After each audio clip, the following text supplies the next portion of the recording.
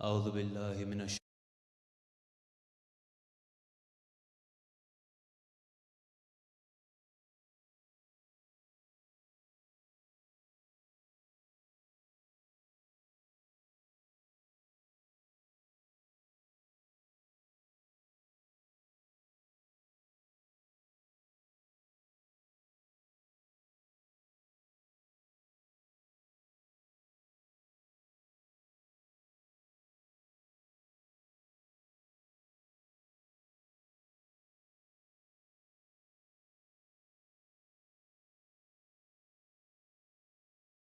We can welcome him with a salawat ala Muhammad wa ali Muhammad.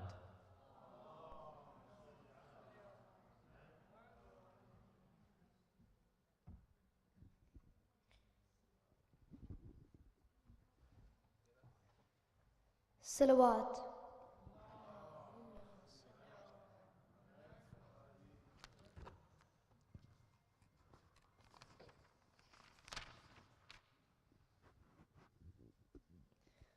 أعوذ بالله من الشيطان الرجيم. بسم الله الرحمن الرحيم. عينا فيها تسمى سلسبيلا ويطوف عليهم ولدان مخلدون إذا رأيتهم حسبتهم لؤلؤا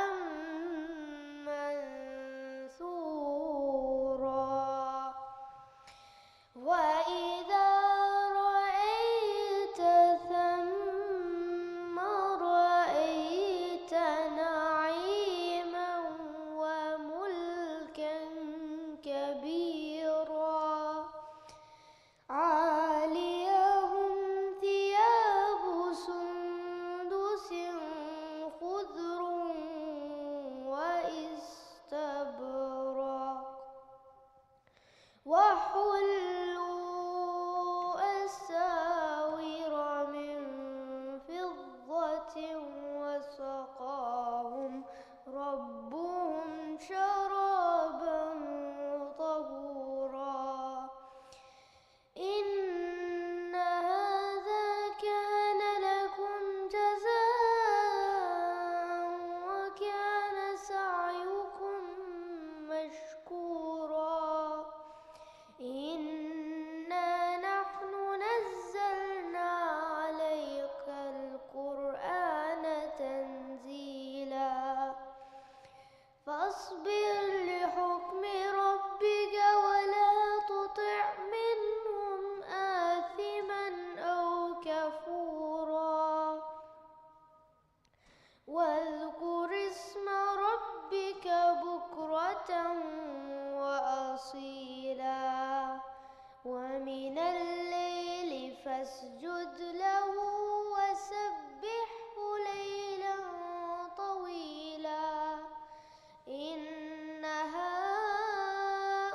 هؤلاء يحبون العاجلة ويذرون وراءهم يوما ثقيلا نحن خلقناهم وشددنا أسرهم وإذا شئنا بدلنا أمثالهم تبديلا إن هذه تذكرة فمن شاء اتخذ إلى ربه سبيلا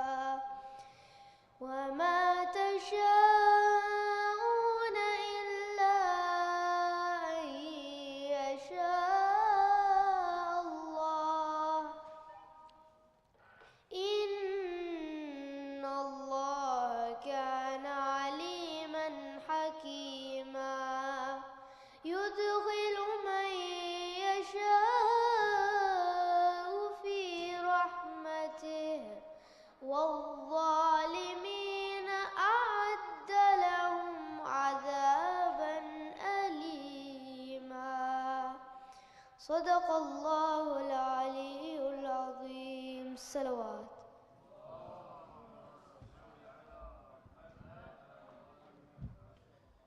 Ahsant, mashallah. Tayyib Allah anfasik. We have now another Quran recitation from Sister Tanaim Zahra. If we can welcome her to the minbar with a loud salawat.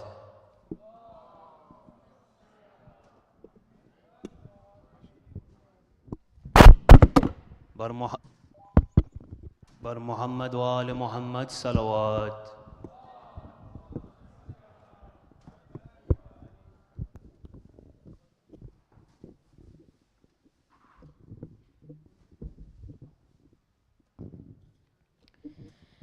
إن الله وملائكته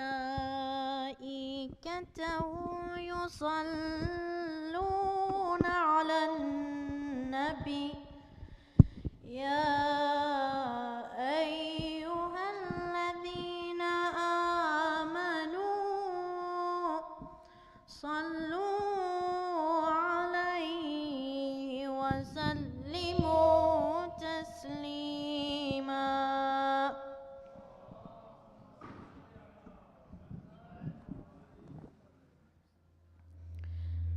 أعوذ بالله من الشيطان الرجيم. بسم الله الرحمن الرحيم. يا أيها الذين آمنوا اتقوا الله ولتنظر نفس ما قدمت لغد واتقوا الله إن الله خبير بما تعملون. يا أيها الذين آمنوا اتقوا الله ولتنظر نفس ما قدمت لغد واتقوا الله إن الله خبير بما تعملون. ولا تكونوا كالذين نسوا الله فأنساهم أنفسهم أولئك هم الفاسقون. لا يستوي أصحاب النار وأصحاب الجنة. أصحاب الجنة هم الفائزون.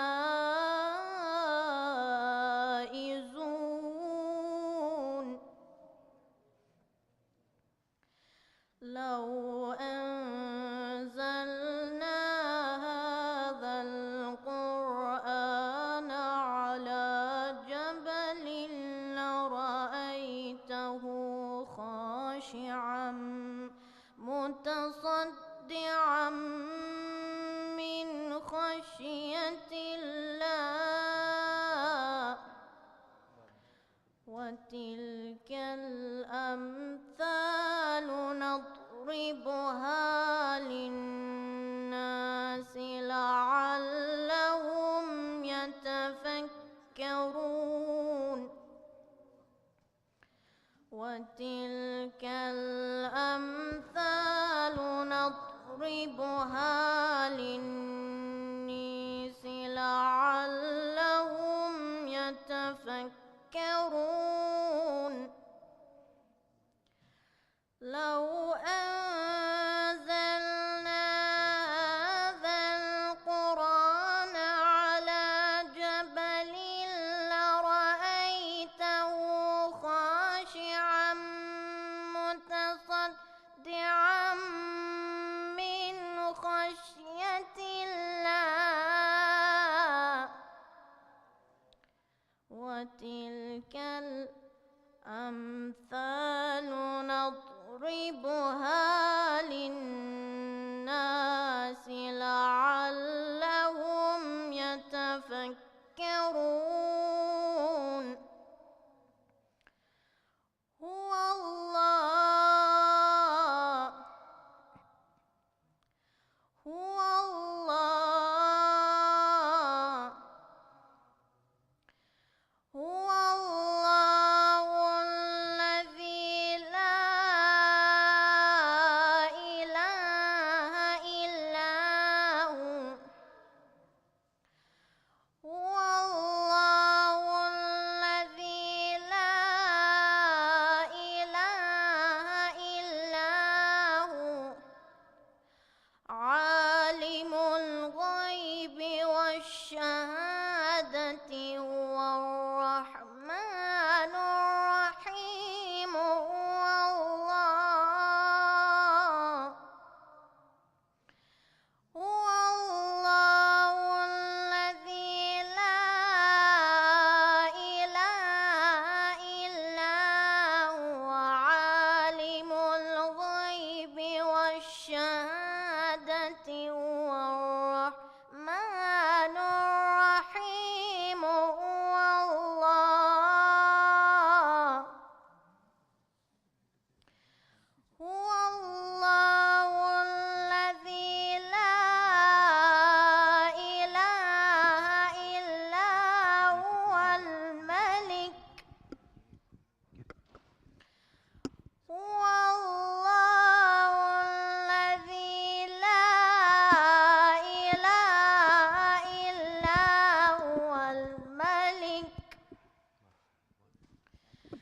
هو الله الذي لا إله إلا هو الملك القدوس السلام المؤمن المهيمن العزيز الجبار المتكبر سبحان الله عما يشركون سبحان الله عما يشركون هو الله الخالق البارئ المصور له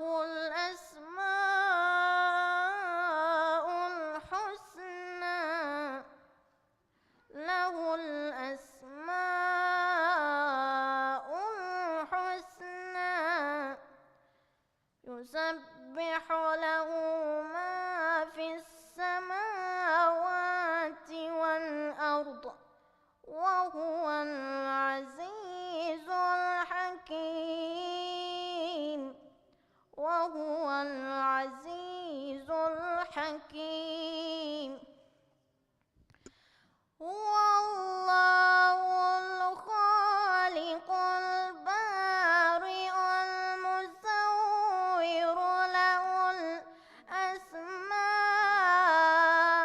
الأسماء الحسنى يسبح له ما في السماوات والأرض وهو العزيز الحكيم صدق الله العلي العظيم اللهم صل وسلم وزد وبارك على رسول الله وآله الأطهار على رسول الله وآله الأطهار صلوات.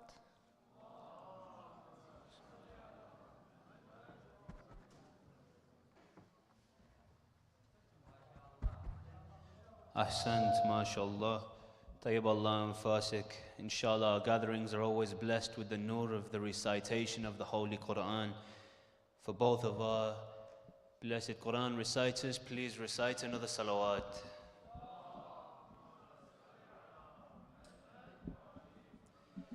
We now have a recitation of Dua Tawassul from Brother Sayyid Hamza Kazmi. If I can invite him forward and everyone can recite a salawat, please.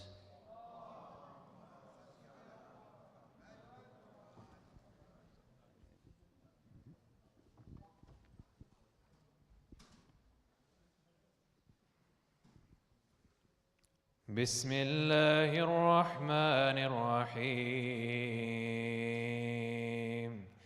إن الله وملائكته يصلون على النبي يا أيها الذين آمنوا صلوا عليه وسلموا تسليما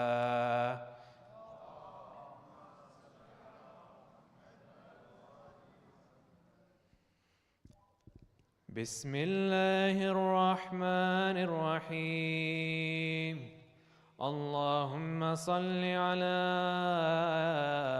محمد وآل محمد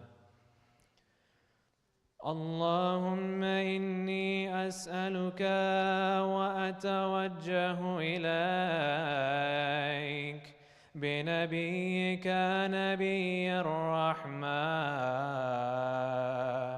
محمد صلى الله عليه وآله يا أبا القاسم يا رسول الله يا إمام الرحمة يا سيدنا ومولانا إنا توجهنا واستشفعنا وتوسلنا بك إلى الله وقدمناك بين يدي حاجاتنا يا وجيها عند الله اشفع لنا عند الله يا مولانا يا أبا الحسن يا أمير المؤمنين يا علي بن أبي طالب يا حجة الله على خلقه يا سيدنا ومولانا إنا توجهنا واستشفعنا وتوسلنا بك إلى الله وقدمناك بين يدي حاجاتنا يا وجيها عند الله اشفع لنا عند الله يا مولاتنا يا فاطمة الزهراء يا بنت محمد يا قرة عين الرسول يا سيدتنا ومولاتنا إنا توجهنا واستشفعنا وتوسلنا بك إلى الله وقدمناك بين يدي حاجاتنا يا وجيهة عند الله اشفعي لنا عند الله. يا مولانا يا حسن بن علي أيها المجتبى يا ابن رسول الله يا حجة الله على خلقه يا سيدنا ومولانا إنا توجهنا واستشفعنا وتوسلنا بك إلى الله وقدمناك بين يدي حاجاتنا يا وجيها عند الله اشفع لنا عند الله. يا مولانا يا حسين بن علي أيها الشهيد يا ابن رسول الله يا حجة الله على خلقه يا سيدنا ومولانا إنا توجهنا واستشفعنا وتوسلنا بك إلى الله وقدمناك بين يدي حاجاتنا يا وجيها عند الله اشفع لنا عند الله. يا مولانا يا علي بن الحسين أيها السجاد يا ابن رسول الله يا حجة الله على خلقه يا سيدنا ومولانا إنا توجهنا واستشفعنا وتوسلنا بك إلى الله وقدمناك بين يدي حاجاتنا يا وجيها عند الله اشفع لنا عند الله. يا مولانا يا محمد بن علي أيها الباقر يا ابن رسول الله يا حجة الله على خلقه يا سيدنا ومولانا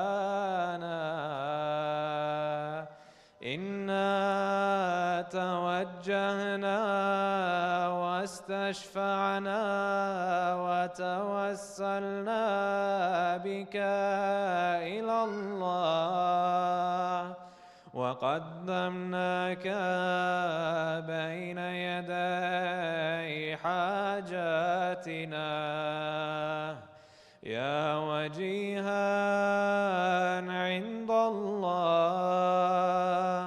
اشفع لنا عند الله. يا مولانا يا جعفر بن محمد أيها الصادق يا ابن رسول الله يا حجة الله على خلقه يا سيدنا ومولانا إنا توجهنا واستشفعنا وتوسلنا بك إلى الله وقدمناك بين يدي حاجاتنا يا وجيها عند الله اشفع لنا عند الله. يا مولانا يا موسى بن جعفر أيها الكاظم يا ابن رسول الله يا حجة الله على خلقه يا سيدنا ومولانا إنا توجهنا واستشفعنا وتوسلنا بك إلى الله وقدمناك بين يدي حاجاتنا يا وجيها عند الله اشفع لنا عند الله. يا مولانا يا علي بن موسى أيها الرضا يا ابن رسول الله يا حجة الله على خلقه يا سيدنا ومولانا إنا توجهنا واستشفعنا وتوسلنا بك إلى الله وقدمناك بين يدي حاجاتنا يا وجيها عند الله اشفع لنا عند الله. يا مولانا يا محمد بن علي أيها التقي يا ابن رسول الله يا حجة الله على خلقه يا سيدنا ومولانا إنا توجهنا واستشفعنا وتوسلنا بك إلى الله وقدمناك بين يدي حاجاتنا يا وجيها عند الله اشفع لنا عند يا مولانا يا علي بن محمد أيها النقي يا ابن رسول الله يا حجة الله على خلقه يا سيدنا ومولانا إنا توجهنا واستشفعنا وتوسلنا بك إلى الله وقدمناك بين يدي حاجاتنا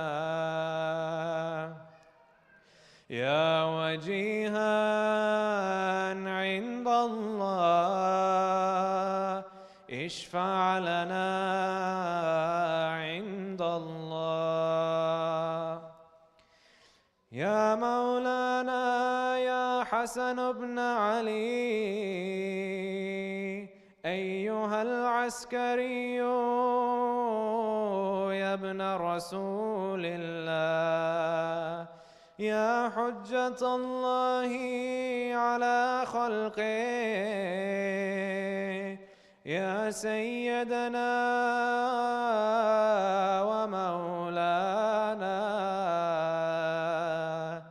إنا توجهنا واستشفعنا وتوسلنا بك إلى الله وقدمناك بين يدي حاجاتنا يا وجيها عند الله اشفع لنا عند الله يا مولانا يا وصي الحسن والخلف الحجة أيها القائم المنتظر يا ابن رسول الله يا حجة الله على خلقه يا سيدنا ومولانا إنا توجهنا واستشفعنا وتوسلنا بك إلى الله وقدمناك بين يدي حاجاتنا يا وجيها عند الله اشفع لنا عند الله برحمتك يا أرحم الراحمين وصل اللهم على محمد وآله الطاهرين صلوا على محمد وآل محمد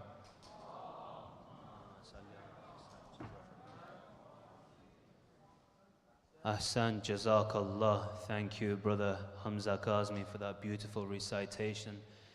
Inshallah, we're all granted the intercession of the Ahlul Bayt in this life and the next for the acceptance of the brother's recitation. Please recite another salawat.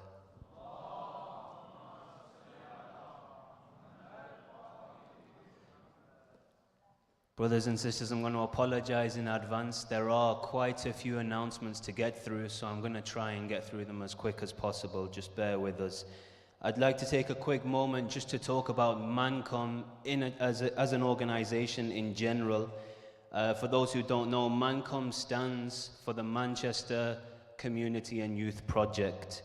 Our aspiration is to become Manchester's leading social welfare organization, to be a readily available resource for everyone that's part of this community, helping resolve issues faced by mu'mineen here and in other countries. The hadith of Rasulullah sallallahu alayhi wa alihi says that the ummah is like one body. When one part of the body feels pain, the rest of the body feels pain. And MANCOM, in the work that it does, aims to represent this. If a family in Barachanar can't afford to eat, then we feel their hunger. If an orphan child in Iraq is being looked after by an orphanage, then we feel their loneliness. And if the families of the Shuhada in Lebanon don't have a home to go back to, then we feel their struggle. So if anyone in any capacity can get involved, and I'm not just asking for financial support, this means giving your time, giving your ideas, giving your resources, then please get in touch with any of the volunteers so that you can support us. And with this, I'd also like to take the opportunity on behalf of MANCOM to thank everyone involved in supporting us so far. The volunteers that do give up their time, the community for supporting us, and a special mention to the businesses that have been supporting us and helping us with their resources, namely Barclays Estates, Sadat Carpets, and TSP Cars and Commercial. If you have a business and/or resources that you can help us with, then please come forward and speak to the volunteers. Inshallah, Allah subhanahu wa ta'ala blesses all of our businesses with rizq so that we can spend it in His name. Salawat ala Muhammad wa ali Muhammad. I'd now like to invite Brother Amir Abidi, who's going to recite for us. If everyone can please welcome him with a salawat.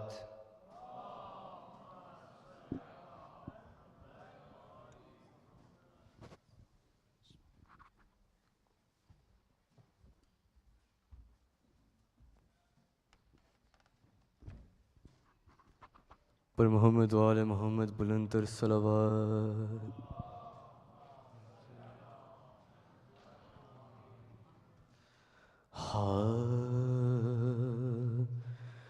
کیوں چھوڑ جاتی ہے ماں، کیوں چھوڑ جاتی ہے ماں، ہائے کیوں چھوڑ جاتی ہے ماں، کیوں چھوڑ جاتی ہے ماں. انگلی پکڑ کے چلایا،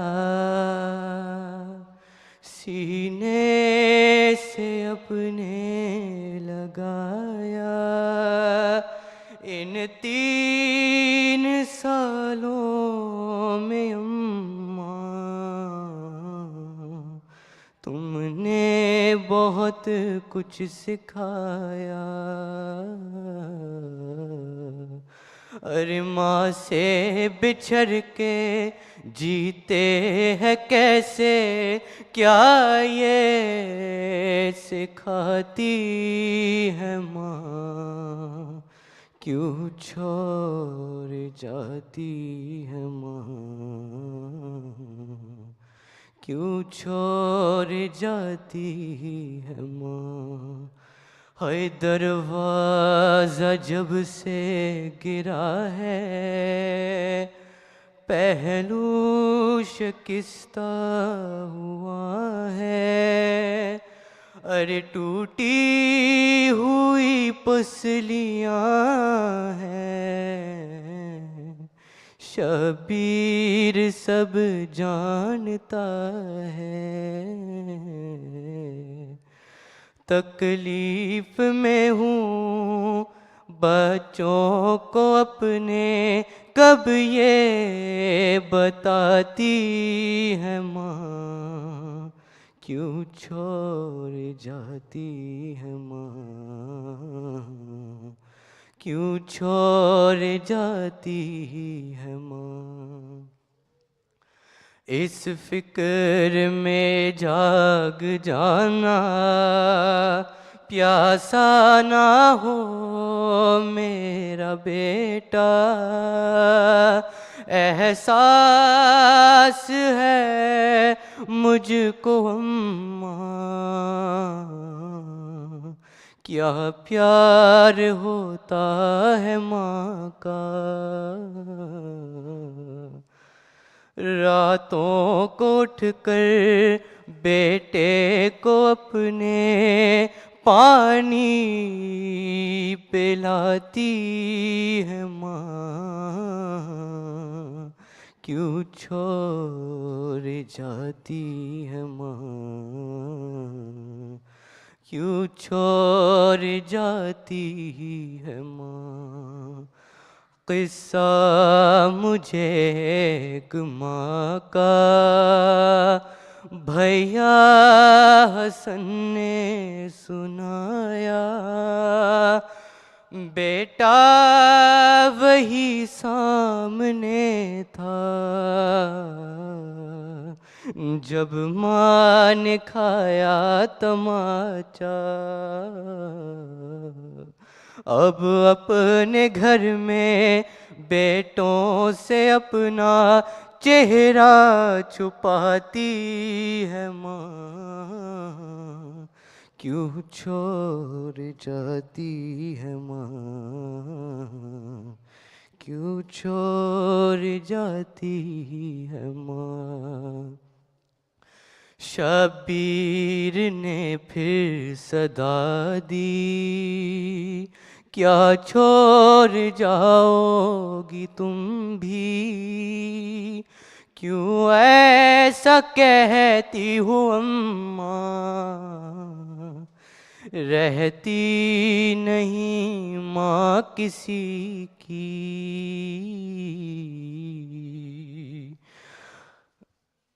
اچھا بتاؤ کیا دور جا کے پھر لوٹ آتی ہے ماں، کیوں چھوڑ جاتی ہے ماں، کیوں چھوڑ جاتی ہے ماں۔ ایک روز ایسا بھی آیا تھا فاطمہ کا جنازہ، رخ سے کفن جب ہٹایا، شبیر نے ماں سے پوچھا، زیر کفن بھی آواز سن کر آنسو بہاتی ہے ماں، کیوں چھوڑ جاتی ہے ماں، کیوں چھوڑ جاتی ہے ماں۔ زہرا کی تربت پہ جا کر دیکھا علی نے یہ اکثر، ارے شبیر لپٹے ہوئے ہیں، کہتے ہیں اماں چلو گھر، ارے تم جانتی ہو سوتا ہوں میں جب مجھ کو سلاتی ہے ماں، کیوں چھوڑ جاتی ہے ماں، کیوں چھوڑ جاتی ہے ماں، ہے کیوں چھوڑ جاتی ہے ماں، کیوں چھوڑ جاتی ہے ماں۔ پر محمد وآل محمد بلند تر صلوات۔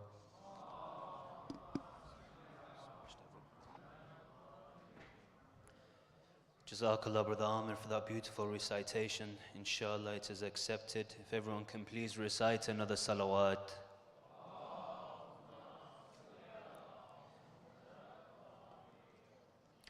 We now have a short video to play regarding a donation appeal. If everyone can please recite a salawat.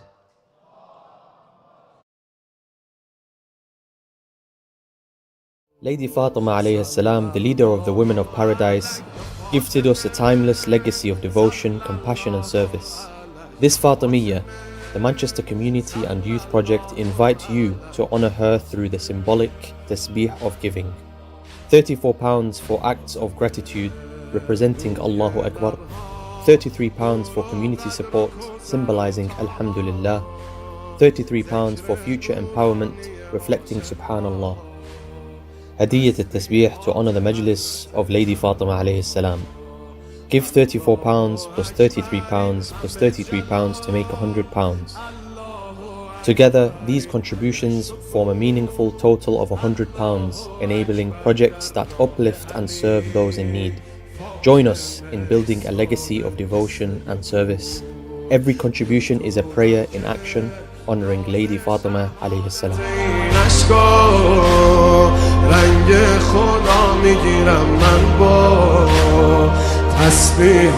Hazrat Zahra.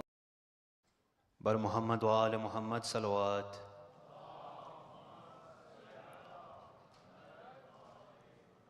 We now have a recitation of English poetry from Brother Sayyid Saeed Al-Hakim. I'd like to invite him to the minbar and at the same time ask everyone else to come forward with a loud salawat ala Muhammad wa Ali Muhammad. If everyone can please come forward as far as possible, Jazakallah khair.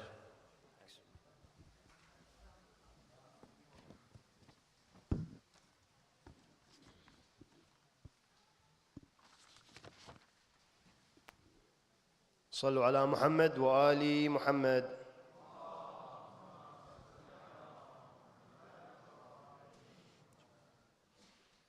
Picture the scene, a gentle breeze with the sun of midday. A mother sat whilst her children play. Fatima, joined by her husband Ali, as they enjoy this time with their family. Can we hold this moment and make time stop? Knowing what's to come, can we pause the clock? Fatima goes to Hassan and fixes his hair, looks at the young boy playing without a care, the dimpled cheeks and his boyish smile. She embraces her son for a short while.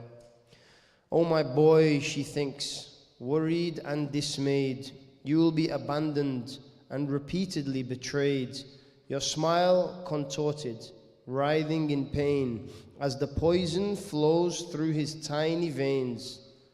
Her thoughts broken by Zainab's laughter, the gentlest girl, her brothers always looking after. She looks at her feet as she runs around, hears the chains dragging as they make the sound. Oh Zainab, when did those bruises appear? Oh Zainab, she cried, holding back her tears, why are you bleeding? When did you fall? Have you been crying? Have you slept at all? Zainab, your cheeks, why are they red? Who did this to you? She asks in dread. Where are your brothers? Are they not around? She looks as they are nowhere to be found. Then follows her gaze to a sleeping Hussein. Under a tree he's lying in the shade. She looks at his face, at his closed eyes, listens to him breathe, watching his chest rise. He's pursed his lips, frowns whilst he dreams, something making him tremor, a nightmare it seems. As Fatima approaches Hussein to awake, she hears horses in the distance. No, surely a mistake. But the stamps get louder and the earth vibrates. Baby Hussein's body on the ground starts to shake. His hands tremble and he sharply breathes. She can't see them, but she feels the horses stampede, sees her son's body move up and down, and in the distance, what is that sound? Arrows fly through the air like birds, a prize for whoever kills him first. Animals in the shape of men descend. This nightmare for a mother doesn't end. She closes her eyes, but she can't unsee the slashing of swords swinging freely, the grasping hands upon his body, the knives, arrows, the hooves, his rib cage. How can a mother stand in her son's grave? O Hussein, Is there no one here who can save? She looks at Hassan. He looks so small, clutching his stomach, curled in a ball. She sees Zainab's bruises and the look of sorrow. Where the cuts came from, she doesn't want to know. She turns back to look at her young son's face and holds him so tightly for a long embrace. Sallu ala Muhammad wa ali Muhammad.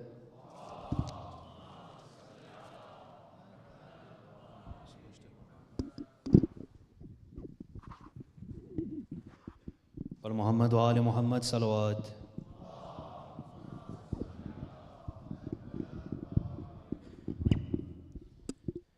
Jazakallah, Brother Sayyid, for that beautiful poetry. We have another short video from Sayyid Baqir Qazwini, the renowned reciter. If everyone can please recite another salawat.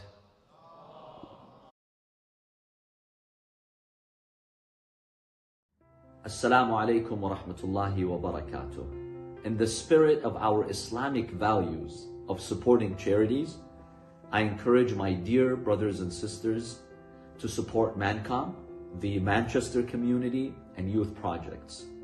Among the many projects that they do are food drives, clean water camps, small loan grants, and many educational services and a lot of educational support. May Allah subhanahu wa ta'ala infinitely reward you and compensate you for supporting these great charities.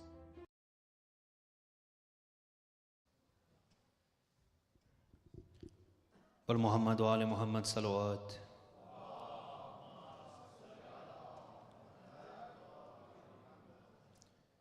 Just a quick mention on the children's workshops that are running alongside these majalis.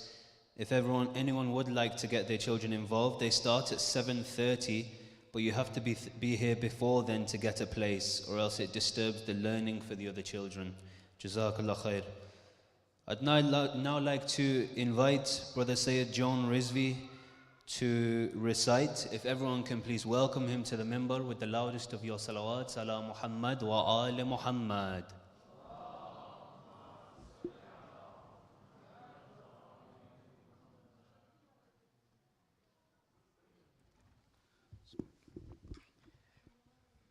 ताजिले ज़हूर इमाम ज़मान बुलंदतर सलावत।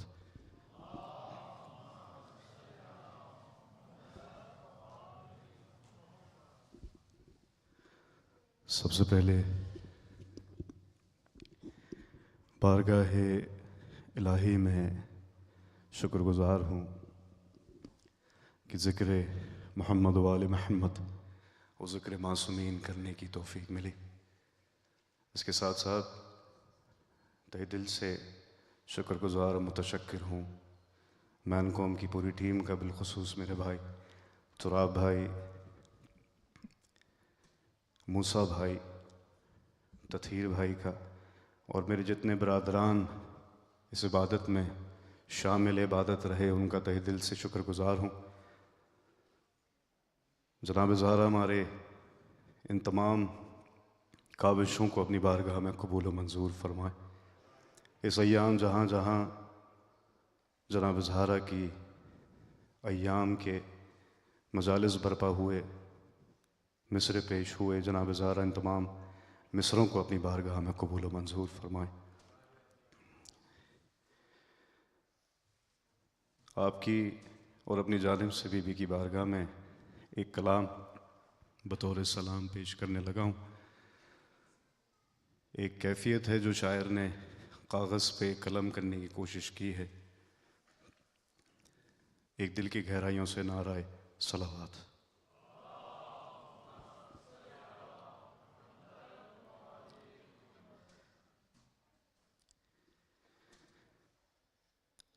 हाँ बच्चों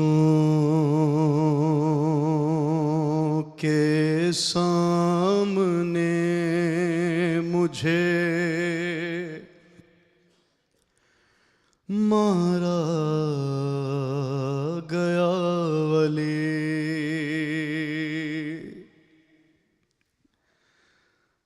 हाँ बच्चों के सामने मुझे مارا گیا علی. بی بی نے مولا سے کیا کیا بیان کی ہے. چہرہ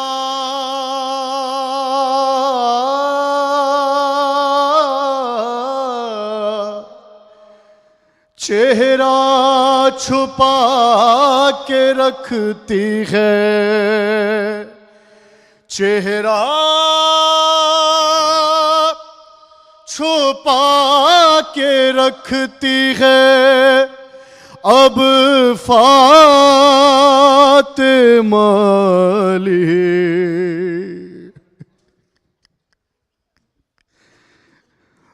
بچوں کے سامنے مجھے مارا گیا علی. ظالم کا ہاتھ چہرہ میرا اور یہ وطن. میں نے علی میں نے تماچا کھایا یہ بھولا نہیں غصن. چھپ چھپ کے مجھ سے روتا ہے.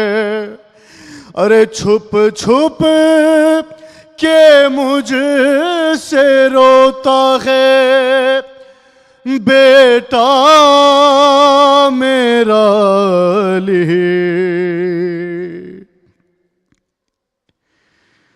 بچوں کے سامنے مجھے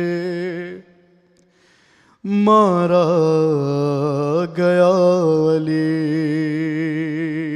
بی بی جو ظلم ہوئے ان کی دوسری منزل پیش کر رہا ہوں. بس آپ کو رسن سے چھڑانے کی بات پر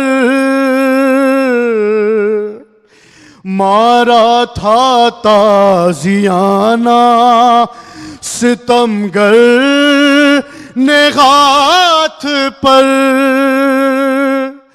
اب تک نشان ہاتھ سے ارے اب تک نشان ہاتھ سے مٹ نہ سکا علی. بچوں کے سامنے مجھے مارا گیا علی. اور ظالم ہے ظالم کو بغض آپ سے اتنا تھا دیکھیے. ظالم کو بغض آپ سے اتنا تھا دیکھیے. دروازہ وہ دباتا تھا پاؤں کے زور سے. جب جب میری زبان پہ ارے جب جب میری زبان پہ آتا تھا یا علی.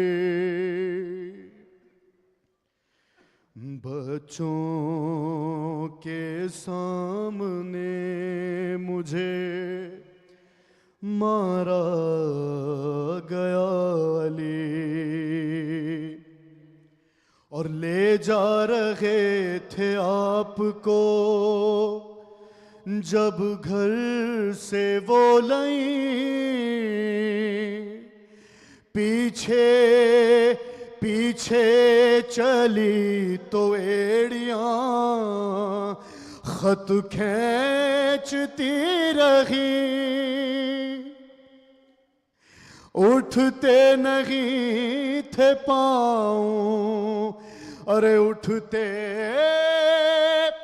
نہیں تھے پاؤں عجب حال تھا علی اور وہ میری پسلیوں کا وہ میری پسلیوں کا چٹخنا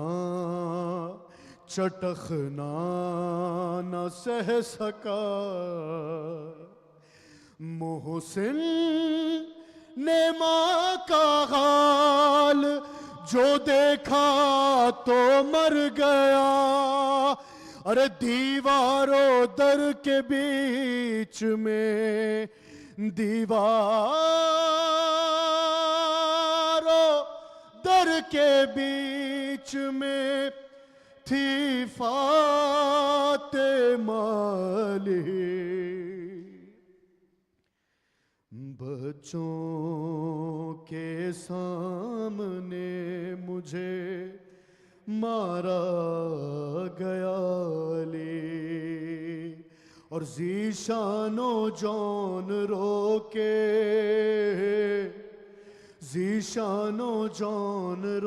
کے وہ کہنے لگی یہی اب اور غم اٹھانے کی ہمت نہیں میری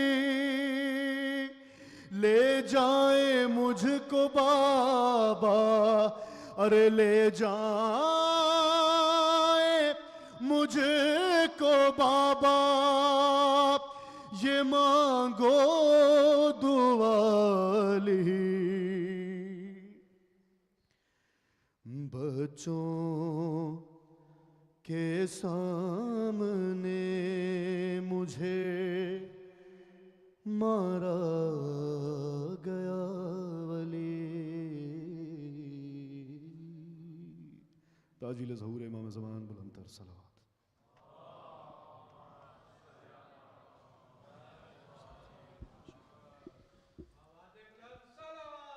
اللهم صل على محمد وعلى محمد.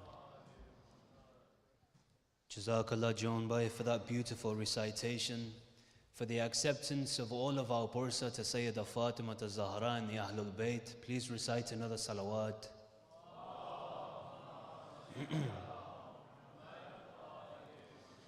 Before moving forward, I'd like to request everyone to recite a Surah Fatiha for all of our marhumeen, the shuhada, and also specifically Sayyid Jafar Ali Tirmizi, son of Sayyid Bakr Ali Tirmizi, who passed away recently. Bismillah ar-Rahman ar-Rahim.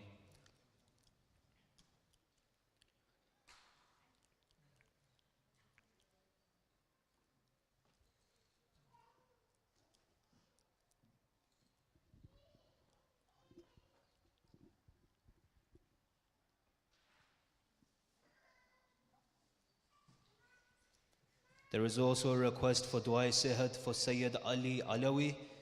Inshallah, he's given shifa bihaqqi Sayyida Fatima Zahra salamullah alayh. We now have a short appeal video to play regarding our Lebanon campaign. If everyone can please recite a loud salawat.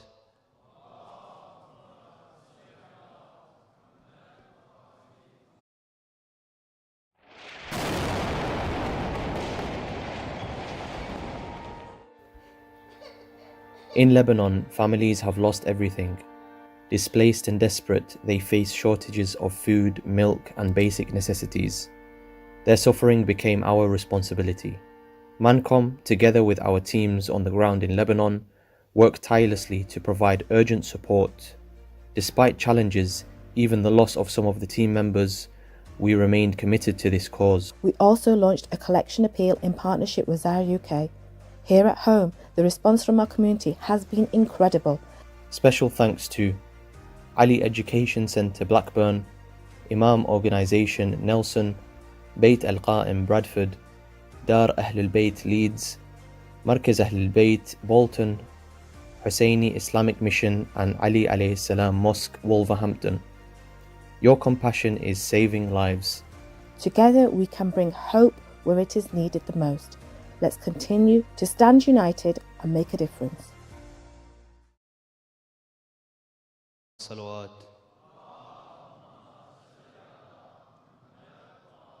Brothers and sisters, just another reminder that we do have a mother and baby room just outside where there is a live stream of the whole event so you can watch comfortably, inshallah. We do have another couple of quick announcements just regarding some events that we have for the Manchester community, well, anyone else that wants to come next weekend, inshallah. The first, on Saturday the 14th, inshallah, there is an Islamic will workshop being hosted by Sister Zahra Kanani, who's a legal director and solicitor, and Sheikh Nurul Muhammad, who we all know very well. It's going to be at the Winslow Conference Centre, starting at 10 a.m. and running to 4 p.m. Access to the event is £25 per person, and I'm sure we can all understand how important it is to be preparing ourselves and writing wills so that our family are able to,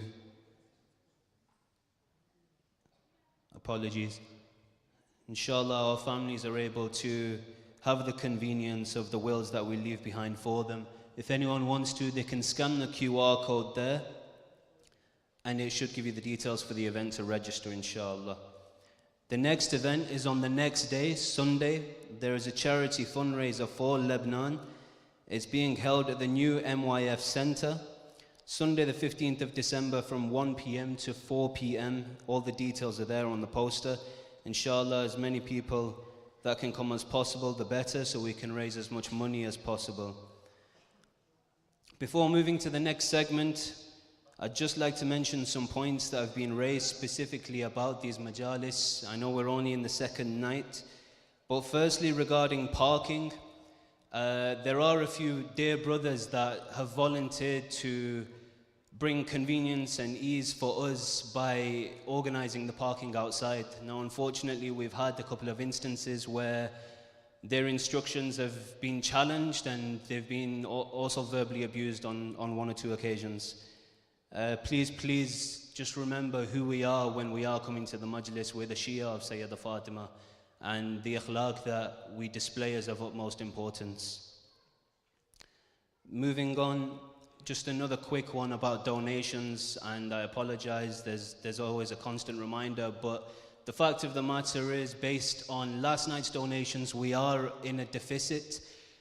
So we do want to try and push for as many donations as possible. If everyone donates, if they're waiting to donate, if they do it tonight, we don't have to ask again. Inshallah, we can cover the cost of the events.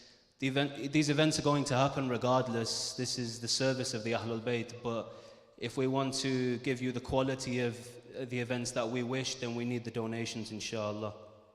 And on the back of that, I'm not sure if everyone's aware, but the government run a scheme called Gift Aid. So anyone who's a taxpayer that donates, and that means giving a cash donation or buying something from the stalls at the back, the government actually boosts that donation by 25%. So I don't know about you all, but myself, if there's anything extra we can take from this government, then by all means, inshallah.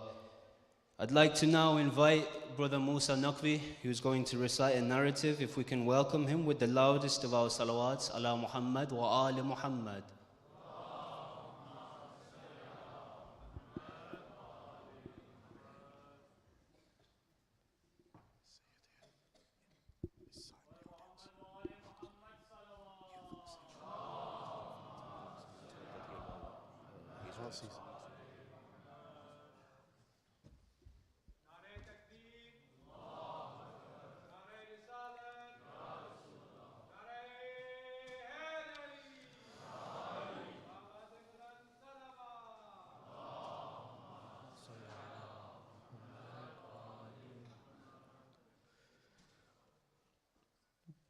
Salawat.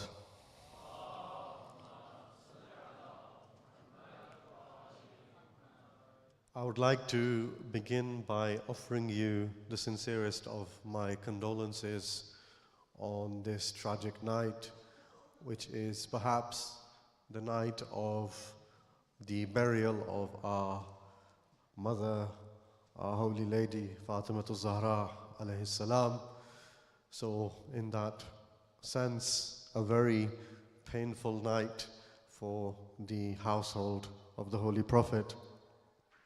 And at the bottom of my heart, from the bottom of my heart, I would like to thank you for all your attendance and participation, your support, moral, financial, time, all of it.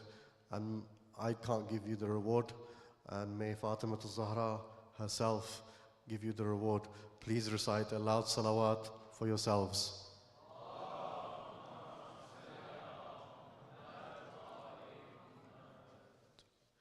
I also want to thank my team, Zain Bhai, and as well as all the businesses in the community who have supported us. So that's Barak Estates, TSB Cars, and Sadat Carpets, who have provided the very farsh on which the Majlis is being held. And it is through these gestures of goodwill from businesses that charitable organizations like ours continue. The inconsolable prince. In the city of Medina, there is on this night, or one such as this one, a 7-year-old prince. The young prince is inconsolable. Although his younger siblings have quietened after the burial of their mother, for this handsome young prince, the tears continue to flow. These eyes have witnessed what no child should have to endure. He had a close bond with his mother. He was her confidant. Not only did he resemble her the most in his looks, she, his mother, was the closest in her looks to Rasulullah, and he now remembers them both. And so the 7-year-old prince is inconsolable. Perhaps his eyes recall those nights when his mother would stay up in worship, praying for the community all night. Ajjar, thumma dar, she would say, the neighbor first, and then the household. And now the 7-year-old prince is inconsolable. Perhaps he recalls his mother's affectionate gaze as he would return home often from the mosque, narrating to her the happenings of the day. Mother and son would discuss the latest revelations brought forth from Gabriel. Or maybe he recalls the day how she would settle him and his brother Hussein under the cloak with their grandfather. Or perhaps those days when both the Prophet and Jibreel would stop and bow down at his mother's door, seeking permission to enter with reverence.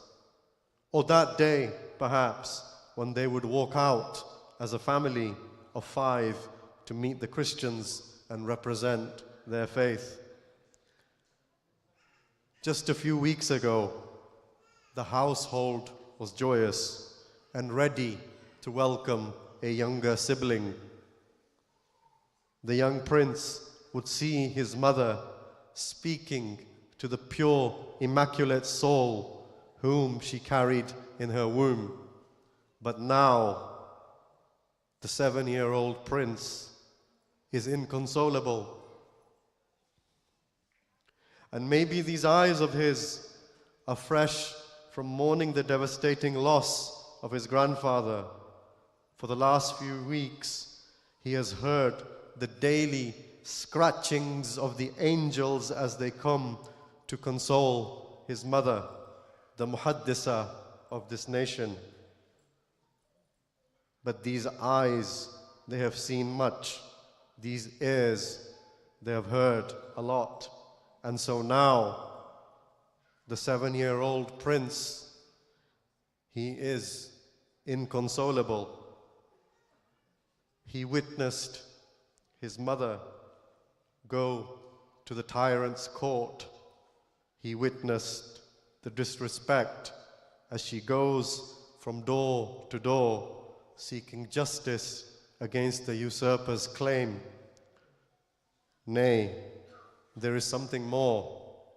And so now, the 7-year-old prince is inconsolable, attached as he was to his mother. He alone had accompanied her when those men carrying the fire had come to their door. And there he alone witnessed what no child should have to endure. And so now the 7-year-old prince is inconsolable, for singed upon his eyes is the image of his mother and the incident at the door. To elaborate more about the prince and his mother and the incident of the door, please welcome Sayyid Mahdi Al Modarresi. Salawat.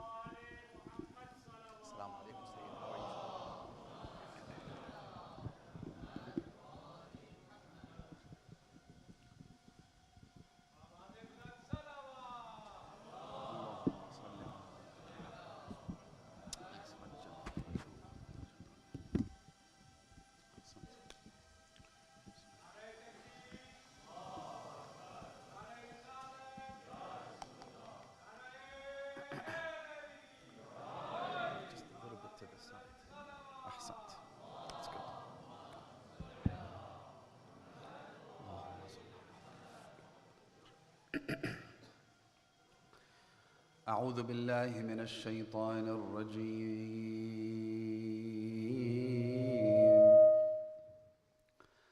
بسم الله الرحمن الرحيم. الحمد لله رب العالمين، وصل اللهم على سيدنا ونبينا محمد. اللهم صل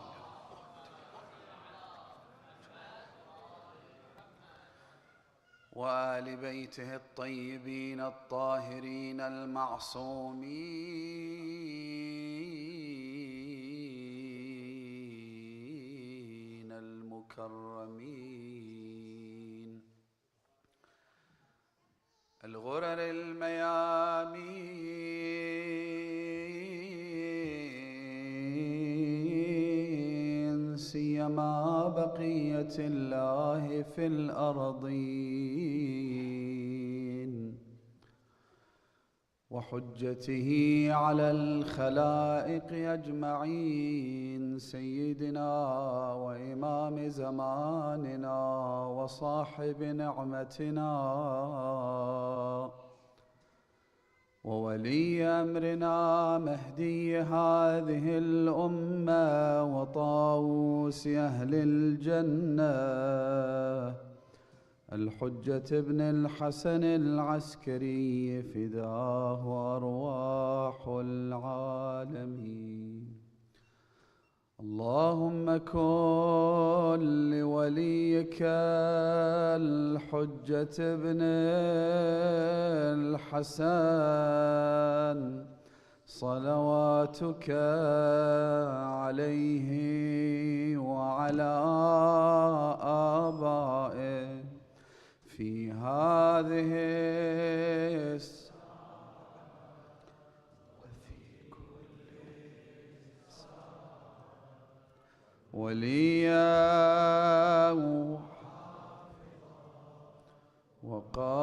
قائدا وناصرا ودليلا وعينا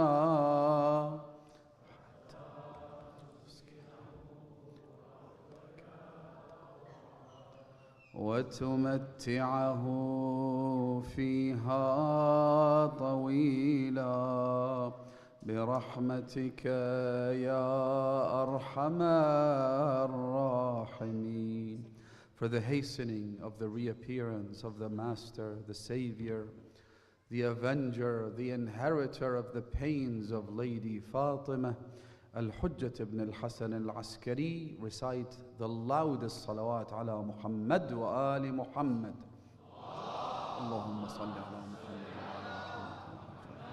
wa ali Muhammad. My dear brothers and sisters, Assalamu alaikum wa rahmatullahi wa barakatuh.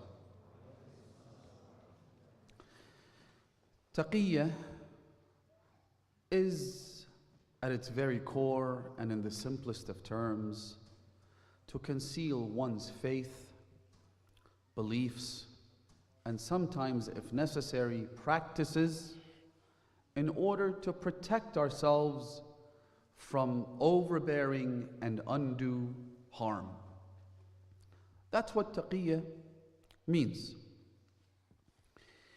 Now, one of the tropes that's often leveled against the followers of the Ahlul Bayt is that taqiyya, or dissimulation, is no different from hypocrisy and nifaq. You conceal one thing in your heart and you express something entirely different to the outside world.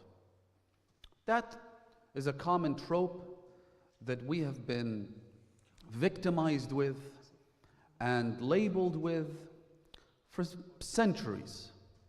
However, to clarify that, we have to explain that taqiyya and nifaq, dissimulation and hypocrisy, differ in a number of key points. The first and the most obvious is that they are diametrically opposed to each other. Taqiyya and nifaq are the exact opposite to one another. Nifaq is to conceal one's lack of faith and pretend as though you have faith. It is to conceal disbelief and act in a manner that suggests that you are a believer. Whereas taqiyya, on the other hand, is to conceal your faith and act in a manner that suggests you have no faith, or that you don't subscribe to this particular school of thought. So, again, this is obvious, but sometimes you have to state the obvious, unfortunately, to people who are so feeble-minded or driven by evil intentions that you have to dispel these misconceptions. So taqiyya and nifaq are opposed to each other, polar opposites to one another. That is one of those key differences between these two concepts. The second is that nifaq is condemned in the Holy Quran, not just in religious scripture, but it is something that is looked at as grotesque and abhorrent by every culture, every civilization, every community. Whereas, in other words, it has been condemned by our religion, first and foremost. Whereas taqiyya is condoned and sanctioned by the Holy Quran. I mentioned several examples last night. I'll mention two more tonight. In the Holy Quran, there are multiple verses that either condone and support and sanction taqiyya, or Allah subhanahu wa ta'ala provides us with example of righteous men and women who practiced it. The two examples I'd like to provide you tonight are, number one, the people of the cave. Every historian, every commentator of the Holy Quran, every exegete has said that the people of the cave, Ashabul Kahf, they practiced Taqiyya in their nation, in their community. These were prominent members of the government of their day. They held high offices, positions of prestige. And the reason they were able to do that is because they practiced dissimulation. While they were believers in God's unicity, they pretended as though they were with their people, with their king, and the authority of the day. In fact, Imam al-Sadiq alayhi salam says that no one has practiced the extreme level of taqiyya that was practiced by the people of the cave. Then the Imam elaborates. He says, فَإِنَّهُمْ شَهِدُوا أَعْيَادَهُمْ. They participated in all of the pagan rituals of the people of their day. They had pagan rituals. They participated in them. They went there, ensuring that their identities as believers remained intact, that they were not exposed as being followers of God's one true religion. So, the people of the cave is the first example. The second example is a man referred to in the Holy Quran as رَجُلٌ مُؤْمِنٌ مِنْ آلِ فِرْعَوْنَ, which is why he's referred to in many of our traditions as mu'min al-Fir'aun, the believer from the family of Fir'aun. Fir'aun was someone who pretended and claimed to be the god of the Coptic people, the Egyptians. He said that I am your creator, I am your sustainer, and he demanded that everyone yield to his authority and worship him. However, among the family of Fir'aun, this is as much as the Quran tells us, although the hadith is more specific. The traditions of the Ahlul Bayt say that he was a cousin of Fir'aun. In another tradition, it says that he was the brother-in-law. Perhaps he was both a cousin and a brother-in-law, meaning that he was the brother of Asiya bint Muzahim. Mu'min al-Fir'aun was a believer within the court of Fir'aun and the family of Fir'aun. The Quran itself says, يَكْتُمُ إِيمَانَهُ. He used to conceal his faith. That's taqiyya. It's literally what we're talking about. Some traditions say that he concealed his faith for about 100 years. They used to have longer lifespans back then. In other words, the entirety of his life, he pretended to be one thing while he was in fact another. He was a believer. And ultimately, his true faith and identity was revealed when Musa and Harun alayhim as-salam came. And when Fir'aun decided to execute Musa and Harun, he rose in defense of Musa. He said, أَتَقْتُلُونَ رَجُلًا أَن يَقُولَ رَبِّيَ اللَّهِ. You're killing a man simply for saying that I worship God? If he's lying, then he will have to bear the consequences of his lies. And if he's not lying, then some of the things he's warning you about, you should be terrified of. In other words, take him a little seriously. And if you don't want to take him seriously, at the very least, don't kill him. What crime has he committed? Who said these things? Mu'min al-Fir'aun. According to our traditions, his name was Hizbil or Hizqil, but he's known as the believer from the family of Fir'aun. In fact, I'll tell you an interesting story about him that Imam al-Sadiq alayhi salatu was-salam tells us. Allahumma salli ala Muhammad. The Imam says that one day the cohorts and the people in the court of Fir'aun, they sensed that Hizbil was in fact a believer who didn't worship Fir'aun. So, either out of envy or jealousy, or the fact that according to this hadith he was the crown prince of Fir'aun, he was his appointed heir. Fir'aun had said that if I die, he becomes your king and your lord. Whatever the motivations were, they went to Fir'aun and they told him that, you know, your cousin, your in-law, your heir, your successor, he's not a believer. He worships God, worships another Lord. So Fir'aun, being the arrogant monarch that he was, he decided to summon Hizbil. He brought him to his court in front of all the people who had spied on him and who had sent reports to try and expose him. He said to him, these people are claiming that you don't worship me. Is that true? So he looked at Fir'aun, he said to him, have you ever found me to be a liar? He said, no, I haven't. You've always been trustworthy, reliable. He said, okay, in that case, let me ask these people a question. He looked at the spies. He said to them, who is your Lord? They said, Fir'aun. He said, who is your creator? They said, Fir'aun. He said, who's your sustainer? They all said, Fir'aun. He said, who is the one that protects you from harm? They all said, Fir'aun. Then he looked at Fir'aun.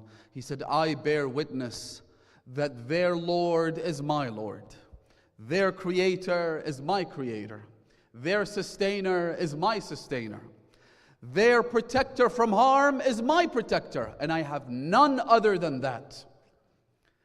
He said one thing, Fir'aun understood it in one way, but what he meant was something entirely different.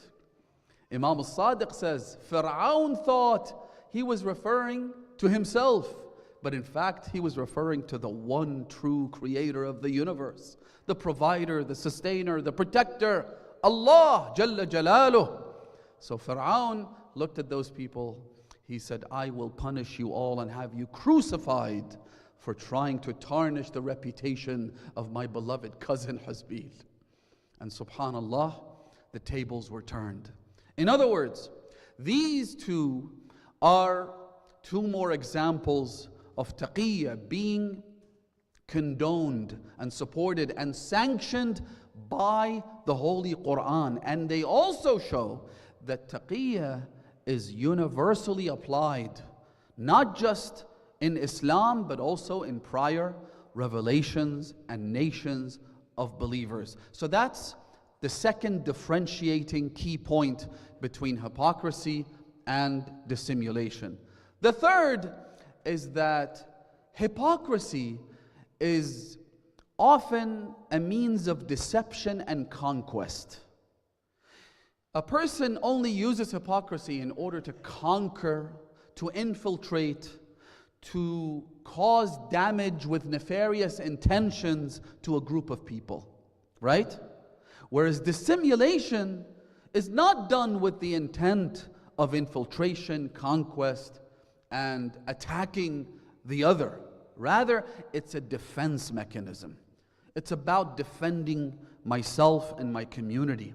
It's about protecting myself from undue and overbearing harm. So these are very, very different concepts. As I said, they are diametrically opposed. They are at polar opposites towards one another. So that's very clear. I will give one illustration perhaps to clarify the concept a little further as well. Taqiyya is like when someone is in distress. Imagine you go hiking and you separate from your group and you end up in the middle of the jungle. You don't have food or water. You get injured. You might be attacked by some animal. You're bleeding.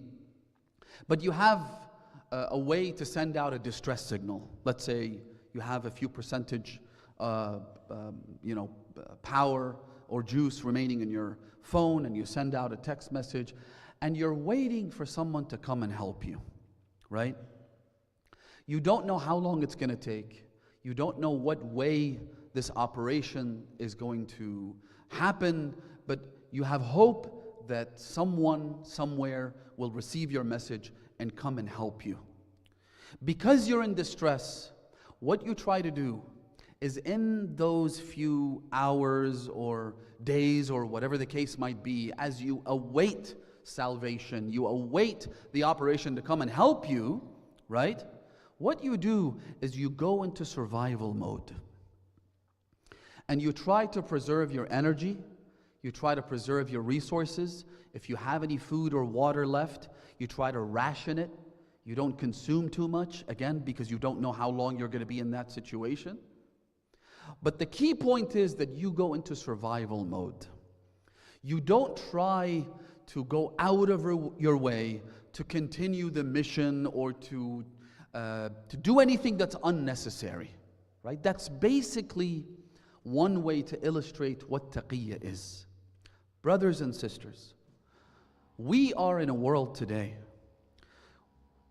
where we're surrounded by all forms of danger. We have so many enemies, perhaps more than any other community. We are living in an existential crisis of faith, economic challenges, and basic survival. Now, there might be exceptions to this rule. There might be many people around the world who are safe and sound, and for that we say Alhamdulillah. Especially this community and many other communities like it around the world. Alhamdulillah. We live in a world we're not facing a daily threat that threatens our very survival. Economically, politically, things are rather stable. That's not to say that we are not going through challenges, including challenges against our faith, our beliefs, our practices. These sorts of challenges and threats are probably more intense here than they are elsewhere. But in terms of our basic survival, Alhamdulillah, we're doing much better than many other communities around the world, especially now, especially in the Middle East, right? Which is ultimately home to our shrines and our sanctuaries and our religious institutions and our places of learning and the bulk of our community, and where you have our ulama and scholars and so forth. The dangers there are truly terrifying. Last night I couldn't sleep all night long, just following the news of what's happening. And it's something that gets updated every minute. And you don't know where all of this is heading. You don't know the direction we're taking. You don't know when it'll be 2015 yet again, when ISIS was at our doorsteps, when the religious leaders had to step in and say, you know, in a couple of days' time, they could be in Karbala, they could be in Najaf. It's a truly terrifying time to be alive. I said this in Muharram, those of you who were in attendance perhaps on the first night, when I said that we are living in a time that's around the golden age. If we could describe it that way, it would be our golden age right now. We get to do ziyarah, we get to visit our loved ones, we get to help and support those who are in distress and whatnot. But since then, it's only been a few months. But you see how things have progressively made a turn for the worse. And it's so much scarier now. There's so much more uncertainty.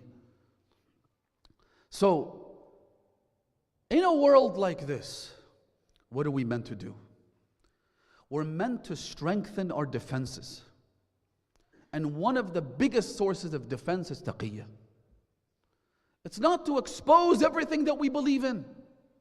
You don't want to expose your identity because you don't know who hates you for what reason. And that's been our story from day one. From the very first day Rasulullah was laid to rest, we became public enemy number one, and God knows why. Simply because we love Ali ibn Abi Talib. Simply because we follow Fatimah Zahra. And we love Imam al-Hassan and we love Imam al-Hussein. Seriously, what danger do we pose to anyone? What threat do our shrines represent to anyone? But they're perceived as threats. We are perceived as threats by those maniacal terrorists. And we struggle, and we've struggled for centuries to try and understand just why they hate us with such a vengeance. But they do. We have to acknowledge that. And if we do acknowledge it, then we have to ensure that our defenses are bolstered. Even the Quran, when Allah subhanahu wa ta'ala speaks about adopting a posture that allows us to face military adversaries, right? When we're talking in the context of war and conflict, what does Allah subhanahu wa ta'ala say? He says, أَعِدُّوا لَهُمْ مَسْتَطَعْتُمْ مِنْ قُوَّةٍ. Prepare for them whatever you can in terms of power, strength. Prepare. We are at a stage when we need to be prepared, not actively engaged, right?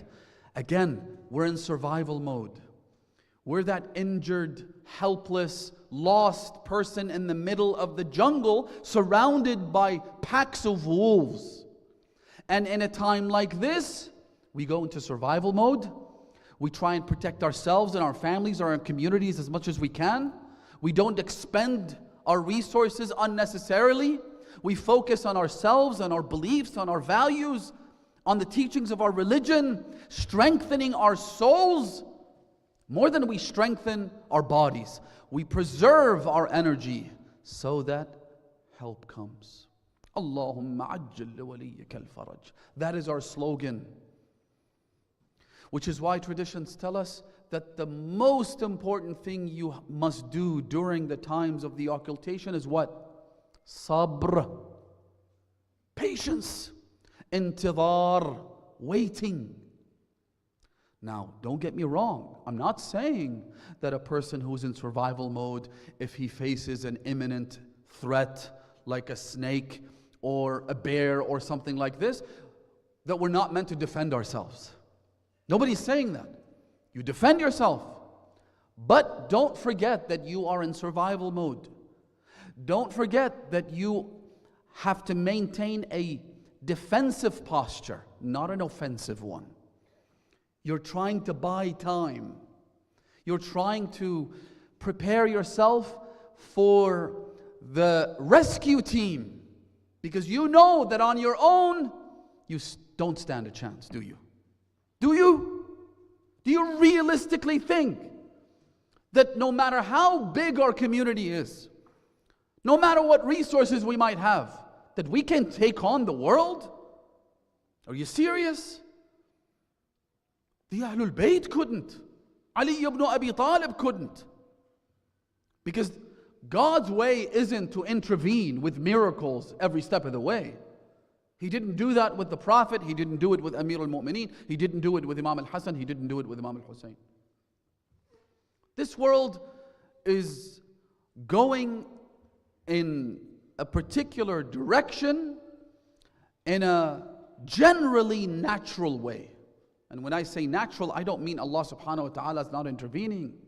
I don't mean that Imam al-Zaman is not looking after us.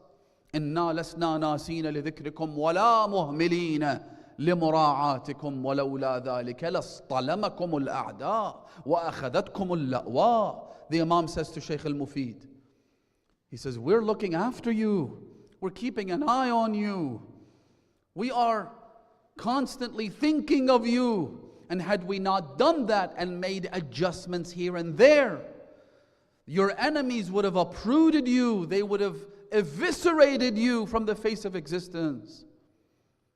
So, yes, God's hand is above us. We are living under the shadow of the Imam of the time, the Hujjah of Allah subhanahu wa ta'ala. We could never have survived this long, not with all of these enemies teaming up against us. وَالْكُفْرُ مِلَّةٌ وَاحِدَةٌ. Suddenly when it comes to us, everybody's united. They shed all of their differences, all of their problems. They all shed them because they're focused on one singular target, and that is those who say, Ya Ali, Ya Ali.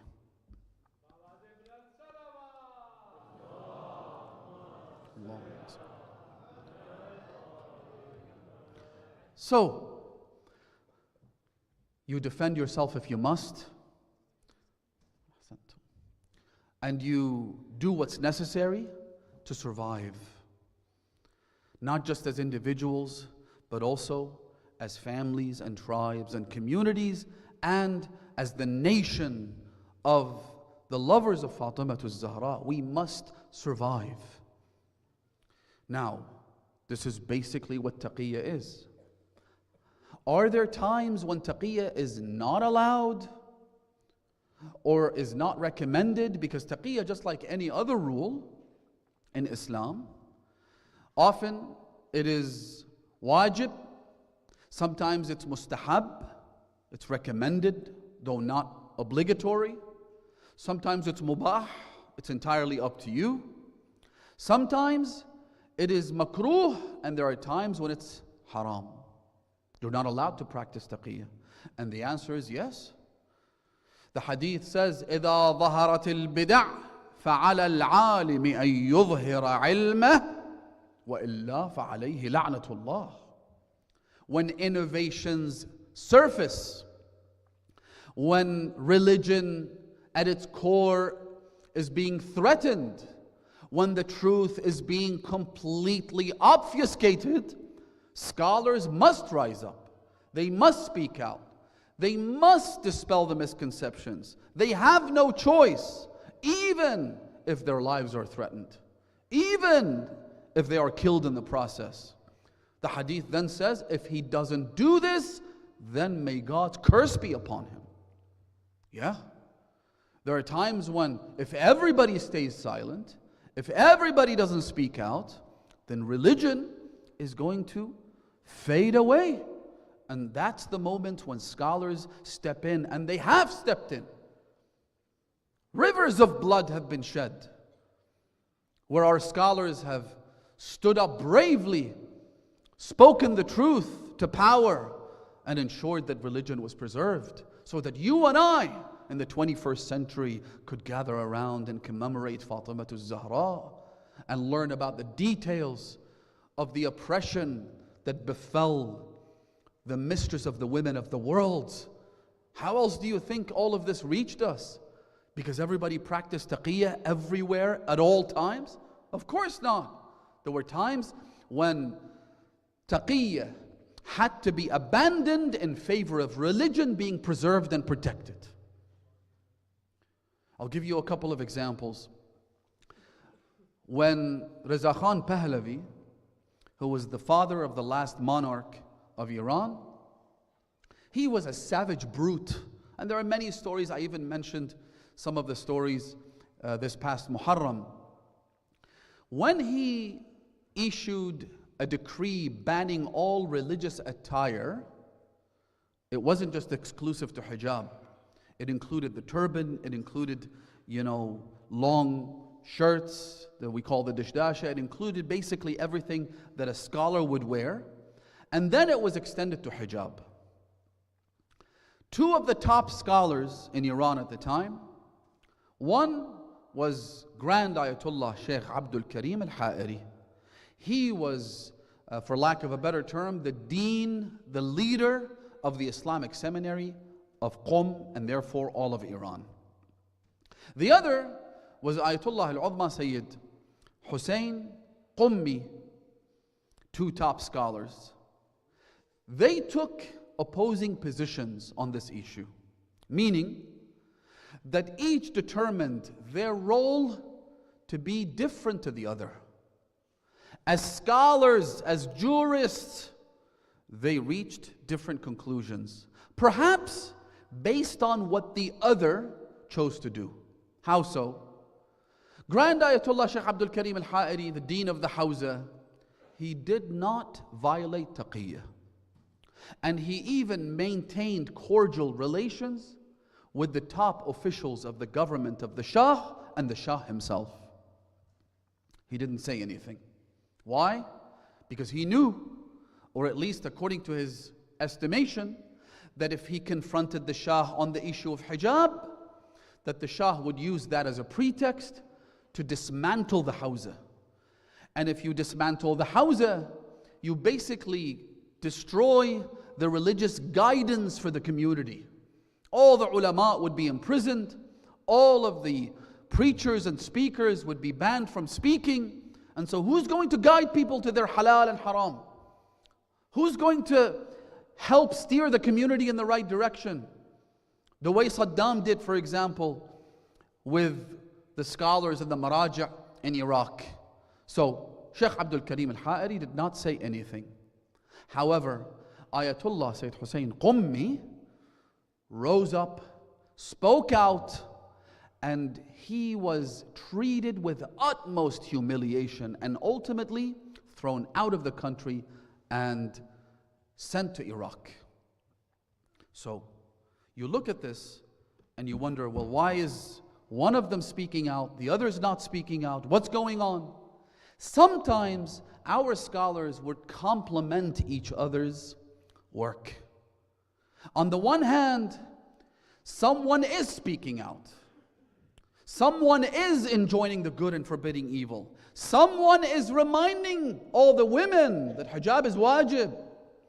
Because if everyone was silent, maybe in a generation's time, and who knew how long Reza Khan would rule and his children would rule, maybe in a generation's time women would forget that there was ever a thing called hijab and that it's obligatory, right?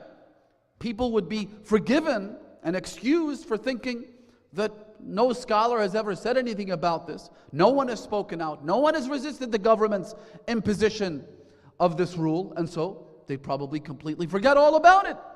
Someone spoke out. The rest now felt that the job that they are entrusted to do, at least in that dimension, has been done. Now they have to focus on the rest of their obligations, which is to look after the Hawza, to train future generations of scholars, right? So there is a complementary action happening here between these scholars. Maybe there was coordination, maybe there wasn't, I don't know. But now that you look at it in hindsight, it was perfectly synchronized. And so sometimes what happens is that in the very same issue, two scholars have two different obligations. One has the obligation of speaking out, the other has the obligation of remaining silent and practicing taqiyya. That is why I said this last night.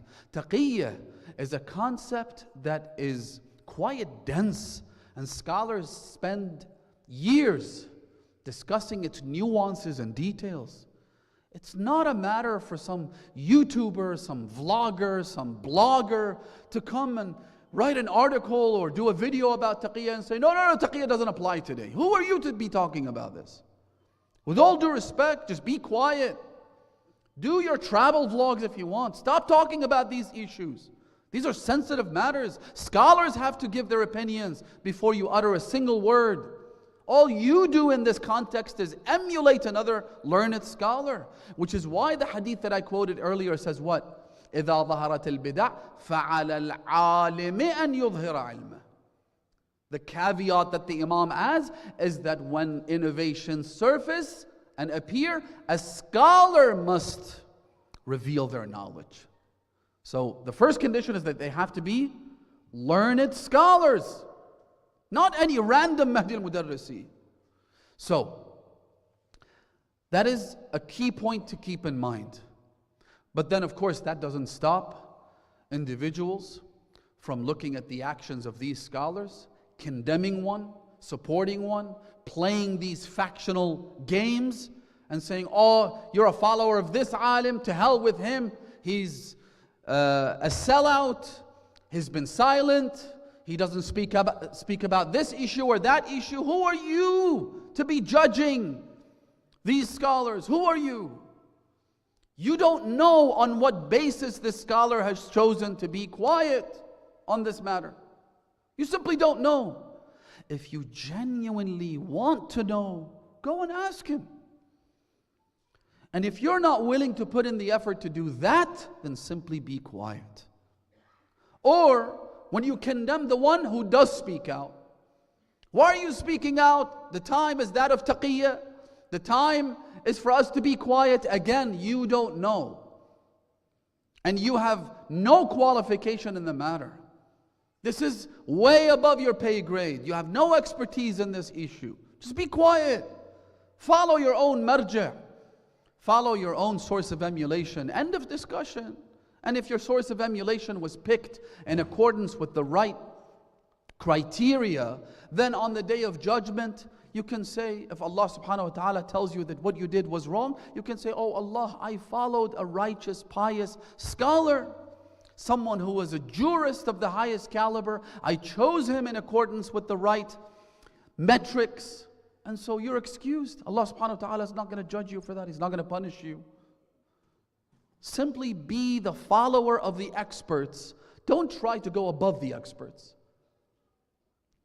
So, but you still have people who condemn this and condemn that. I follow this and I don't follow that. And suddenly we have this infighting, which goes against the very essence of us being in survival mode.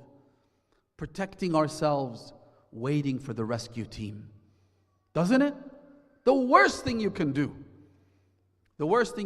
at a time when you are waiting for salvation, waiting for someone to come and help you, is for you to go and fight against yourself.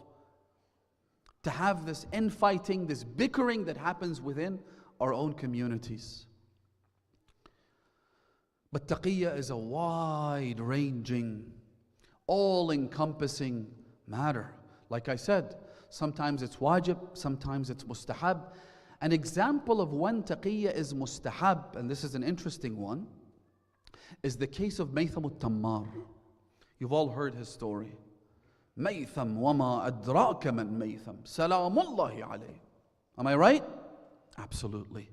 And yet, Maytham was taken in to custody. Ubaydullah ibn Ziyad told him that you're one of the Shia of Ali ibn Abi Talib. I will have you executed. You all know the story. I don't want to get into it. Did your Imam tell you how I was going to kill you? Because I've heard that you have knowledge of people's destinies. Ilmul manaya wal balaya. Ali ibn Abi Talib shared some secrets with you. Did he also tell you how I was going to kill you? And so he said, yeah, he told me exactly how you were going to kill me. And then he told him. And then he said, well, I'll do the opposite. Eventually, Maytham gets crucified. As he's crucified on the tree, Maytham calls everyone in Kufa. He says, people come, I want to speak to you about my master and your master, Ali ibn Abi Talib. The story is famous. Imam al-Sadiq says to one of his companions, he says, مَا مَنَعَ مَيْثَمْ أَنْ يَعْمَلَ بِالتَّقِيَّةِ. What stopped Maytham from practicing taqiyya? See, we think of Maytham and we think of the paragon of bravery. And it's true, no doubt. But the Imam says, you know what would have been better for Maytham to do? Was to hide and conceal his faith. That when he was asked by Ibn Ziyad to renounce his fellowship and love to Ali ibn Abi Talib, he should have done that. Allahu Akbar. So this is a famous hadith. The Imam says, what stopped him from doing this? In other words, this was an option that was made available to him. Now you might think, well, why? Maytham spoke the truth. But imagine if Maytham had preserved himself and had gone into survival mode long enough to join Aba Abdullah al-Hussein in Karbala. And it was only a matter of days, by the way, between the day Maytham Tammar was executed and crucified and Ashura, within about a month or so.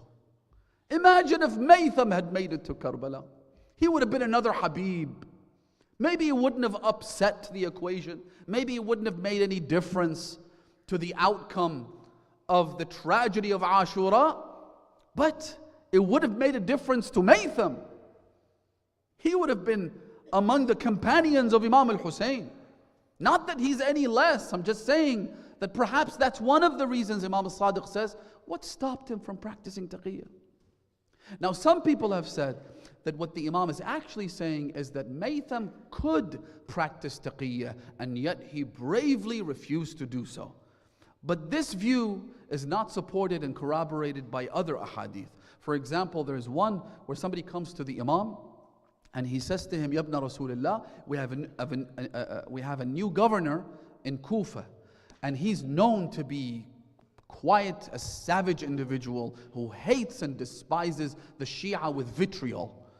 So if he asks us to renounce our love to Amir al-Mu'mineen and to condemn Ali ibn Abi Talib, imagine a Shia having to condemn Amir al-Mu'mineen. Is there anything harder that you can think of? A true Shia. So he says to the Imam, if we are forced to renounce Amir al-Mu'mineen and condemn him, and nabra'a minh, to disassociate from him, what should we do? The Imam said, you can do that. You can. So then his question became more specific. He said to him, I know I can, but what would be more favorable in your eye? I know this is available as an option, but should I do that? Or should I put my foot down, stand my ground? The Imam said to him, what is favorable to me is that you do so. He said, follow in the footsteps of Ammar ibn Yasir. Ammar ibn Yasir, famous story, referenced in the Quran, one of the verses that speaks about taqiyya. He was told, when his parents were killed, he was then told, either you disassociate from Muhammad sallallahu alayhi wa alihi wa sallam, Allahumma salli ala Muhammad.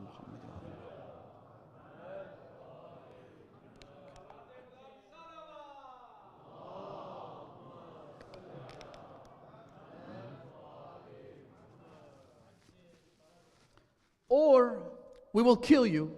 So what did Ammar do? Ammar disassociated from the Holy Prophet. And his disassociation, by the way, wasn't just that, oh no, I will not follow him. No, it was much worse than that. They needed something concrete, that you condemn this person. A'udhu billah. May we never be put in that position and forced into that corner. I don't know what we would do. But the Quran tells us that that is permissible, and Imam al-Sadiq tells us that is more favorable to me. I would prefer you do that. Why? Because we're in survival mode. Because we're meant to protect ourselves and our families and communities. Why? Because we are waiting for the rescue team. Ya Hujjat ibn al-Hasan, Allahumma ajjil li waliyyika al-faraj. We're waiting for him. And while we wait for him, we will go through so much unspeakable, excruciating pain. One of which is that some of us might be put in that position where we have to say things that run contrary to our very essence as Shia of the Ahlul Bayt. But the Imam says, I prefer that you do that. Taqiyya happens sometimes in the context of pledging allegiance to tyrants. Imam al-Hasan says in one hadith, when he is speaking in the context of the 12th Imam, listen to this. The Imam says, Ma minna. There is none of us, meaning the Ahlul Bayt, the Imams, none of us except that we have pledged allegiance to the tyrant of our day. We were forced into it. Even Amir al-Mu'mineen. Amir al-Mu'mineen was forced to give bay'ah. Ali ibn Abi Talib. Now, of course, you have a charlatan in India who's got about a couple of dozen followers on Zoom who comes out every once in a while and he makes the outrageous, absurd claim that because Amir al-Mu'mineen gave bay'ah to such and such, it means that it's all water under the bridge. That the Imam forgave them for whatever misgivings and misunderstandings they had. It was a misunderstanding. The Imam wanted to be Khalifa. They ended up choosing the Khalifa before he got a chance to take office. And so, there was some tension between the two sides. And ultimately, the Imam gave his bay'ah because to him, Islam and protecting the unity of the community was more important. And so it was all water under the bridge, I think is one of the expressions that he uses. This little clown who used to sit on the minbar during Fatimiyya. And he himself says, subhanAllah, in a damning admission, he says, I used to be invited for Fatimiyya to different communities. And that's one of the symptoms where our communities don't vet their speakers, or they choose them based on the wrong metrics. Because he invites a bigger crowd, or because he raises more money, or because he's more relatable, whatever it is, it's not based on the knowledge that he imparts. It's not based on the fact that he clears misconceptions as opposed to introducing them into the hearts of our youth. It's just a chaos, a circus, unfortunately, in some communities. He says, I used to be invited to speak during Fatimiyya, but I never mentioned the door or the nail or the ambush on the house of Fatima to Zahra. I always spoke about women's rights and marital relations and things that you can loosely kind of connect back to Fatima to Zahra, but never about the ambush against the house of Fatima to Zahra. And he says this with pride. With pride. Yeah, I mentioned this a couple of nights ago. I said that's basically talking about the resilience of the Palestinian people and the Lebanese people, and how brave they are and how they're able to survive under these treacherous circumstances, but never really talking about the elephant in the room, which is the genocide, the massacre, the bloodbath that is happening right there. Anyway, this guy, he uses the bay'ah of Amir al-Mu'mineen to say that in reality, they had no problems with each other. Look, he even gave bay'ah. Well, you imbecile, read the Quran, read history, forget hadith, read history. You will learn that the Ahlul Bayt were forced into giving that bay'ah. And I'll explain how this does not cause any confusion, how this taqiyya that was practiced by Amir al-Mu'mineen was not detrimental to our faith. Just give me a moment, but I want to finish this point. Imam al-Hasan says that we had to give bay'ah to the tyrants of our day except the 12th Imam, who is preserved by Allah. The Imam says his birth was concealed, and he is protected, his identity is protected by Allah subhanahu wa ta'ala until the day he returns and will lead Jesus in prayer and will look like someone who is in his early 40s. When he arrives, Allah, one of the reasons the Imam says Allah protected him throughout this time is that when he arrives, he has no bay'ah towards any tyrant. He's given no commitments to anyone, either real or fake. He's made no bay'ah. In fact, the Imam himself says in a hadith, the 12th Imam, may Allah hasten his reappearance, he says that ana fi taqiyya.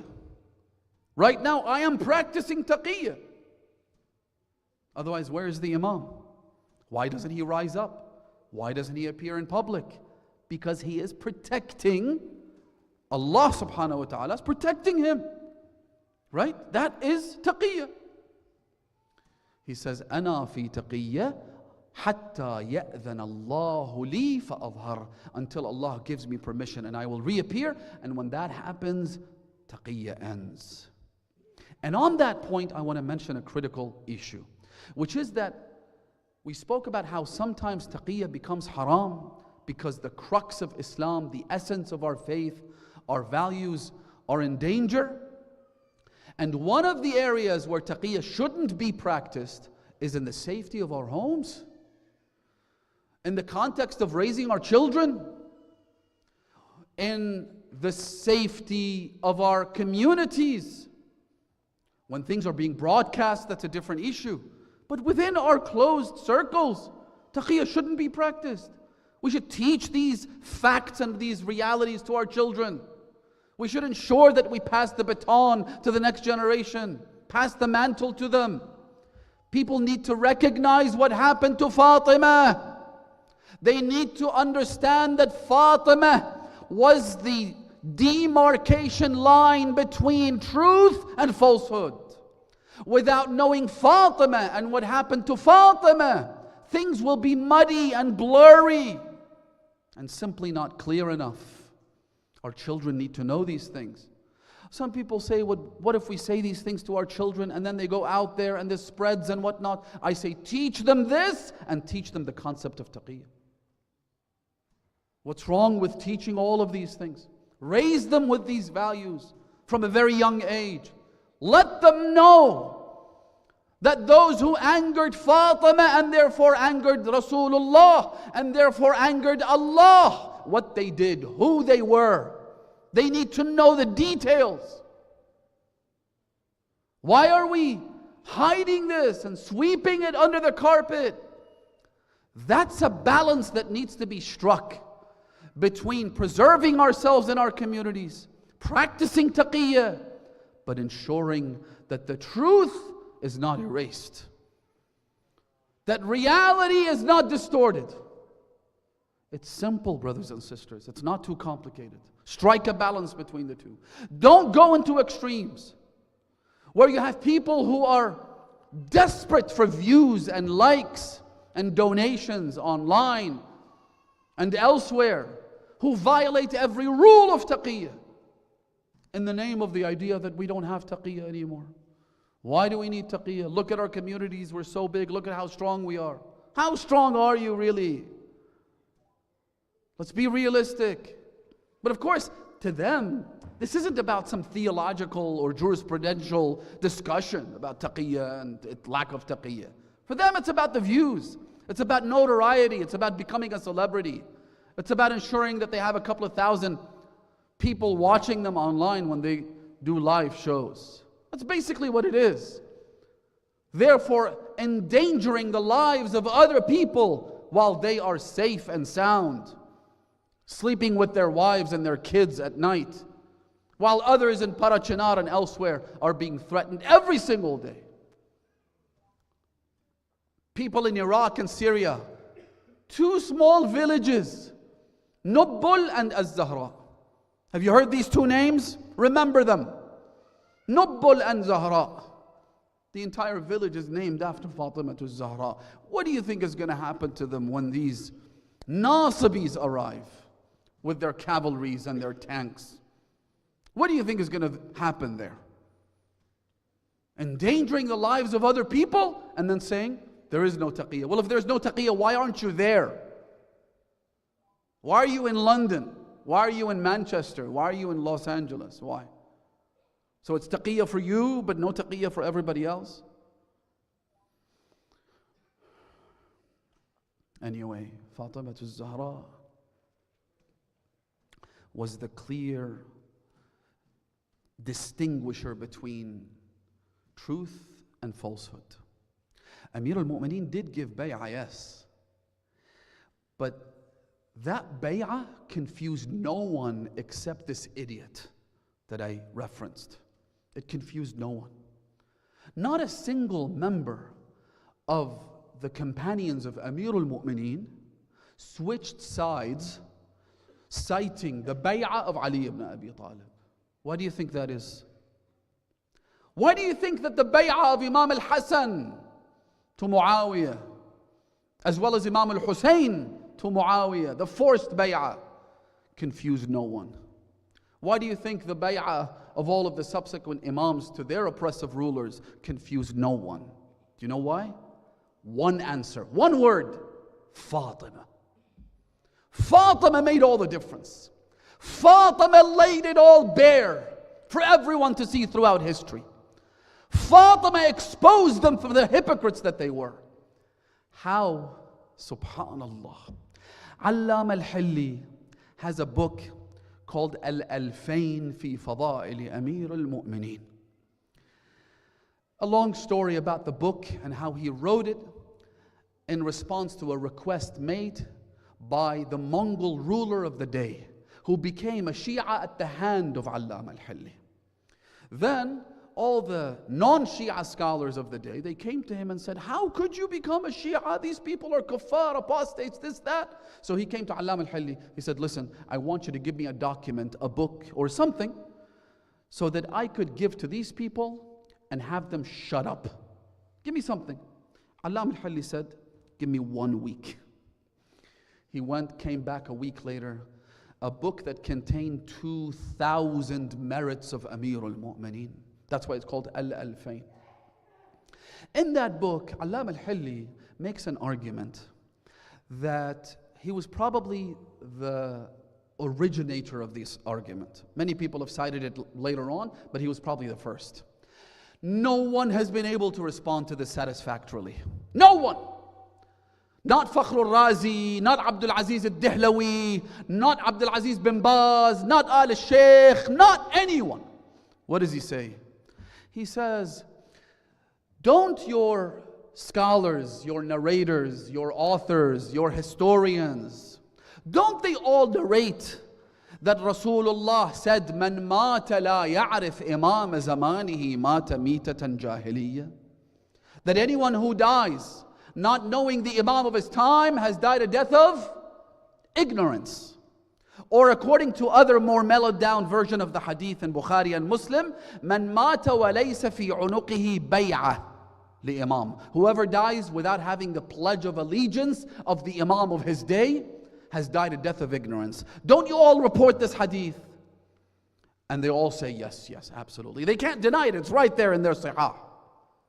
Well, if that's the case, Fatimah Zahra never gave bay'ah to the first, did she? Absolutely not. In fact, your own sahih say that Fatima became angry with him. This is in Sahih Bukhari. And she stayed angry until she died. She never gave him bay'ah.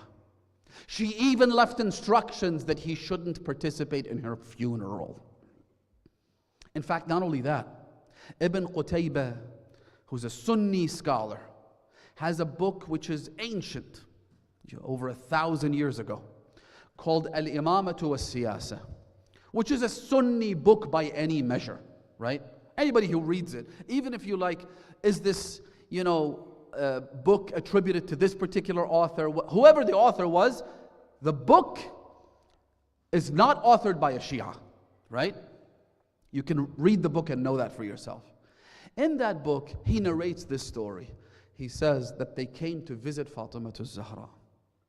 They're trying to wash the blood on the floor. They're trying to wash it away. So they come. When they enter, Fatimah Zahra asked Fidda to push her so that she would face the wall as opposed to them. She needed help from Fidda to do that. So then they got up and they came to the other side. Fatimah Zahra asked Fidda to roll her over to the other side. She didn't want to face them. They said salam. Fatimah Zahra refused to respond. In other words, not only did Fatima not recognize him as the Khalifa and the Imam, she didn't recognize him as a Muslim. This is all established, isn't it? In fact, I'll mention the rest of the hadith. He says that Fatimah Zahra then looked at Amir al-Mu'mineen and she said to him, Ya Abul Hasan, I won't speak to them until they answer this question of mine. Will you answer truthfully? They said yes.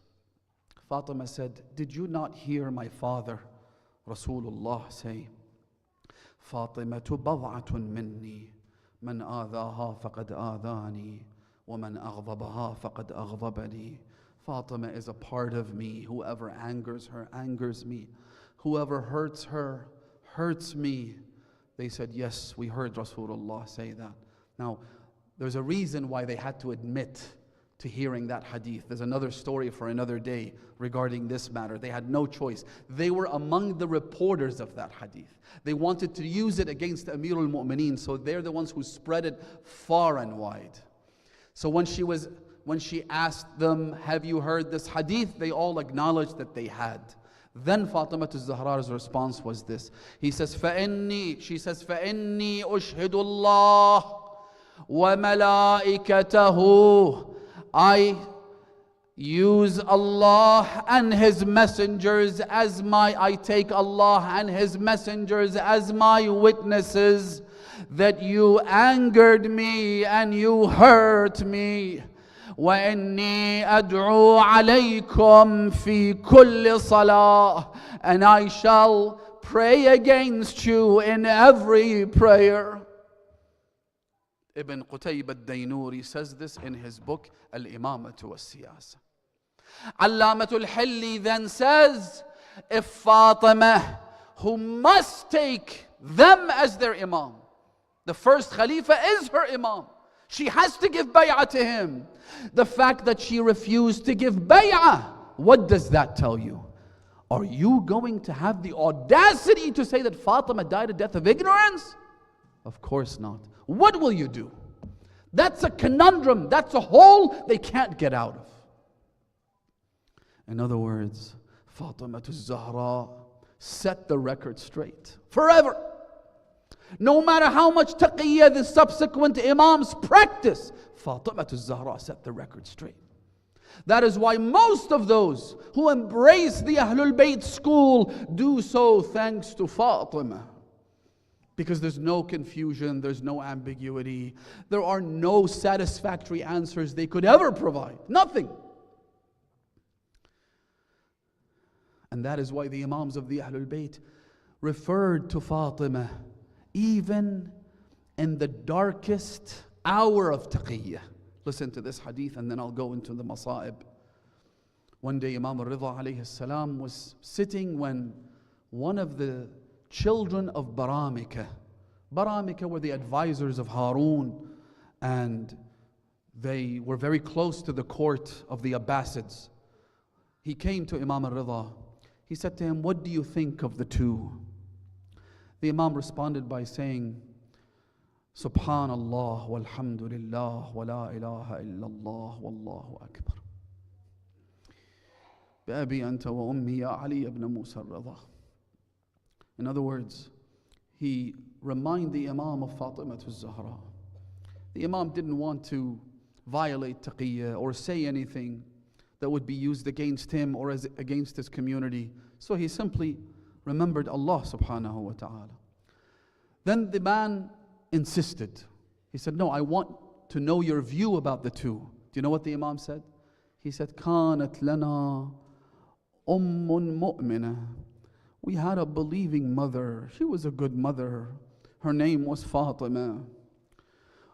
وقد غضبت عليهما. And she became angry with them. وَلَمْ يَبْلُغْنَا.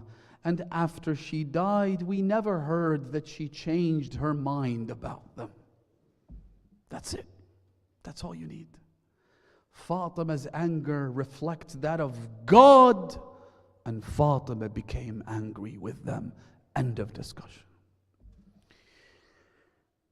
And because Fatima became the symbol of exposing their hypocrisy, they had to crush Fatima.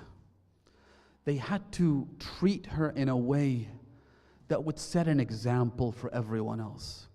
What did they do? I'll mention something you probably haven't seen or haven't heard before. They started with making a comment about Fatima al-Zahra, which, I'll be honest with you, the one who hosts all of these majalis worldwide is Imam al-Zaman. And in the presence of Imam al-Zaman, I can't say what they said.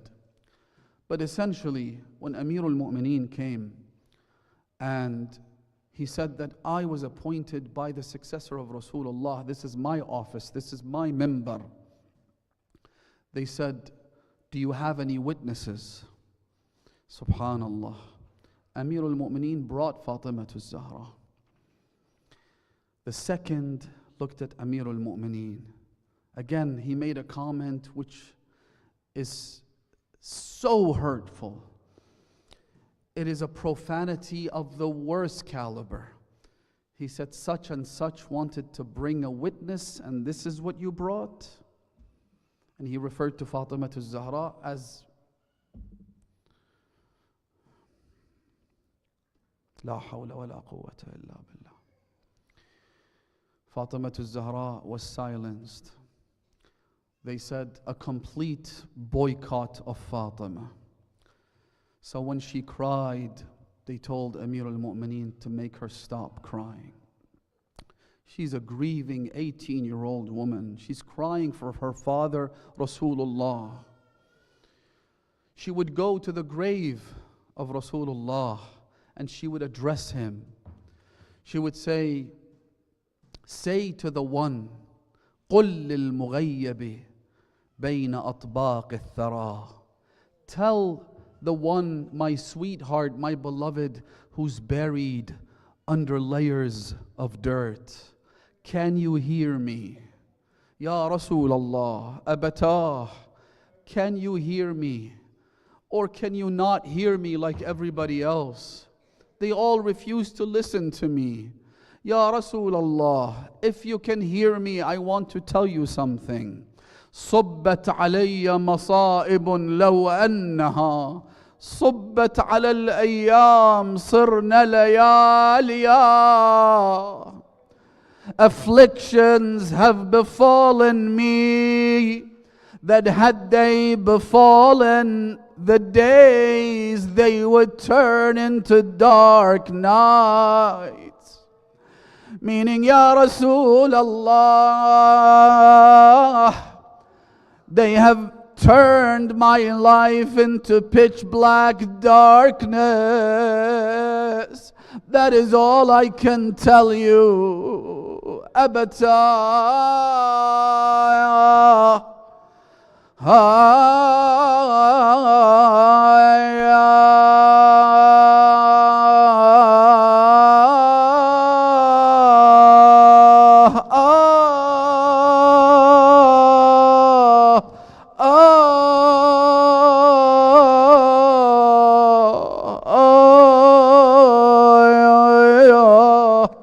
Ya Rasul Allah,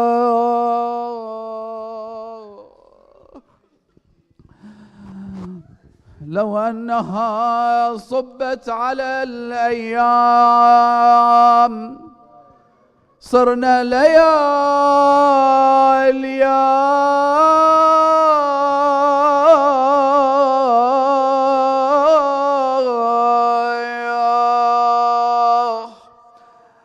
So they prevented her from going to the grave of Rasulullah. Instead, she then started going to the Baqi' and crying there at night.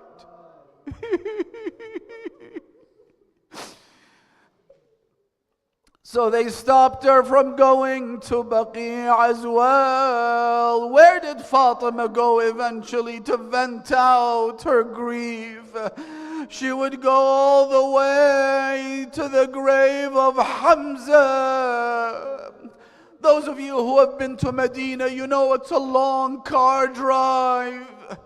If Fatima wishes to cry, she has to go to Hamza's burial site. All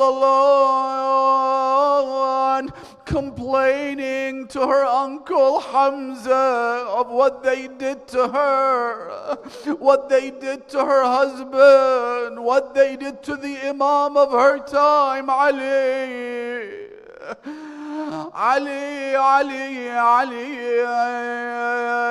That was Fatima's biggest source of grief.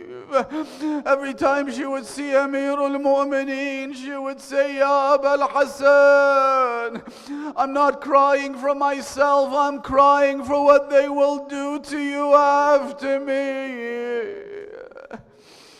Allahu Akbar. They treated Fatima in such a way that they say, حتى نحل جسمها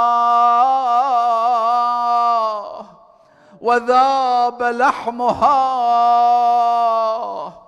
وصارت كالخيال.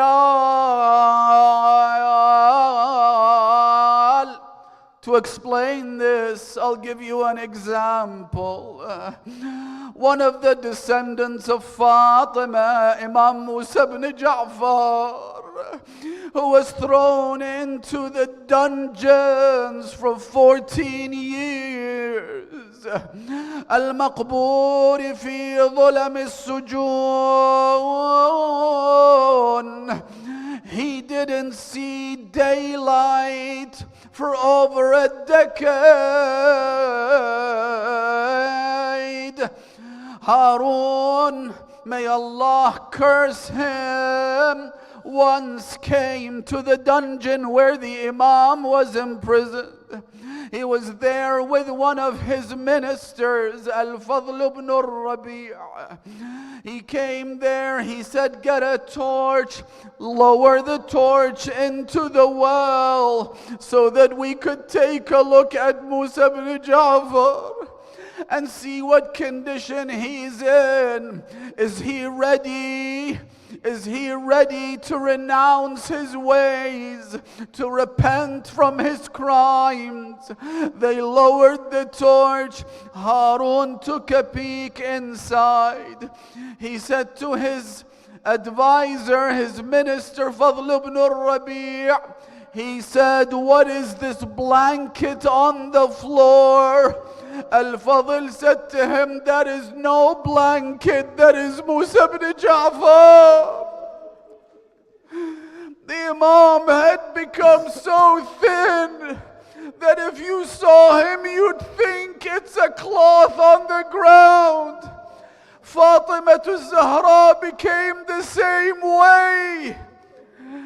نحل جسمها وذاب لحمها. Her meat melted. وصارت كالخيال. She became like a shadow. بأبي أنت وأمي يا فاطمة. I don't know if I should mention this musibah, but there is a tabut that they're going to bring. What I will say is this: Fatima became such a shadow of her former self that it only took 4 people to carry the coffin. يقول أيا ماضون بالنعش مهلتين. Amir al-Mu'mineen would address that coffin and say, yes, it's a very light coffin. Yes, only 4 people must carry it. But don't hurry towards her grave. Slow down, slow down. Why, ya Amir al-Mu'mineen? فإنها مضت ولم تودع صغارها. She left without saying goodbye to her children. رحم الله من نادى وفاطمة.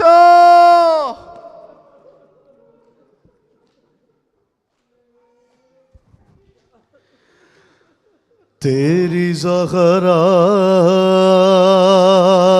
पे मुसीबत की घड़ी है. हाय बाबा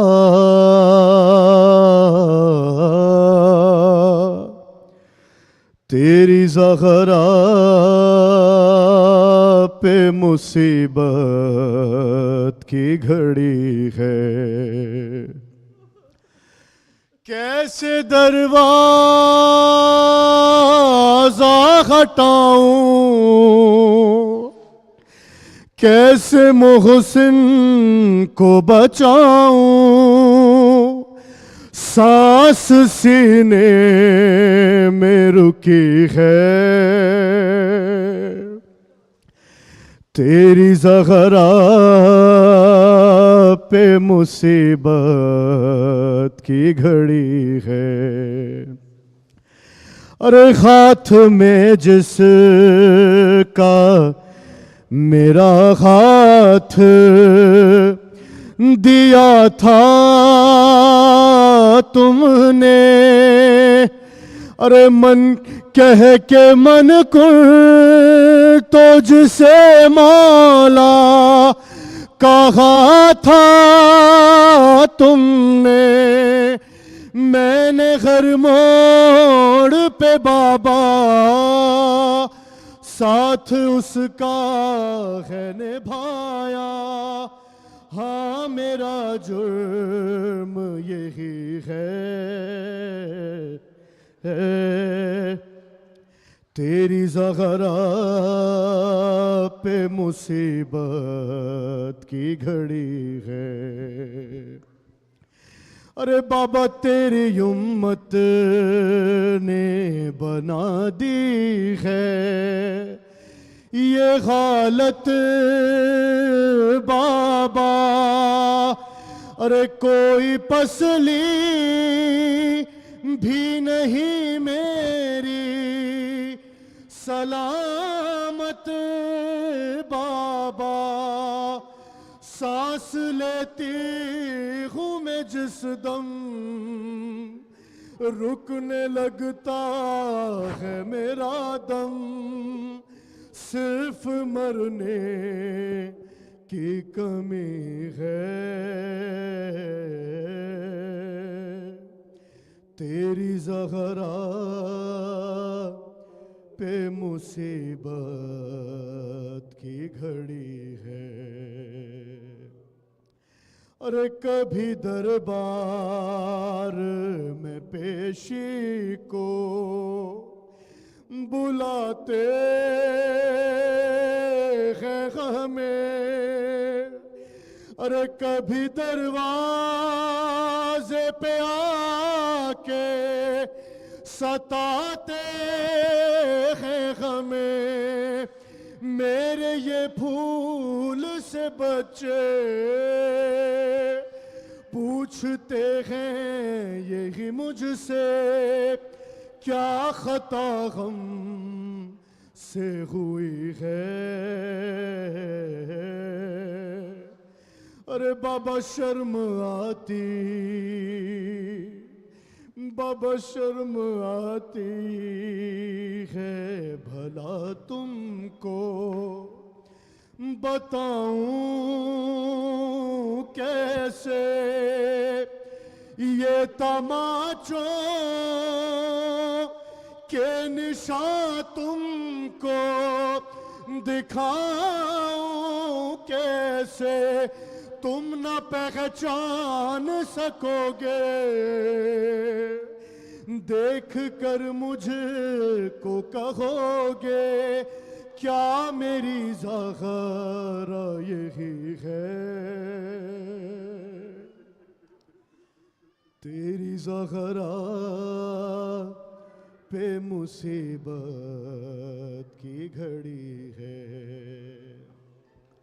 سیدہ طاہرہ سیدہ طاہرہ سیدہ طاہرہ سیدہ طاہرہ سیدہ طاہرہ سیدہ طاہرہ سیدہ طاہرہ سیدہ طاہرہ سیدہ طاہرہ سیدہ طاہرہ سیدہ طاہرہ سیدہ طاہرہ سیدہ طاہرہ سیدہ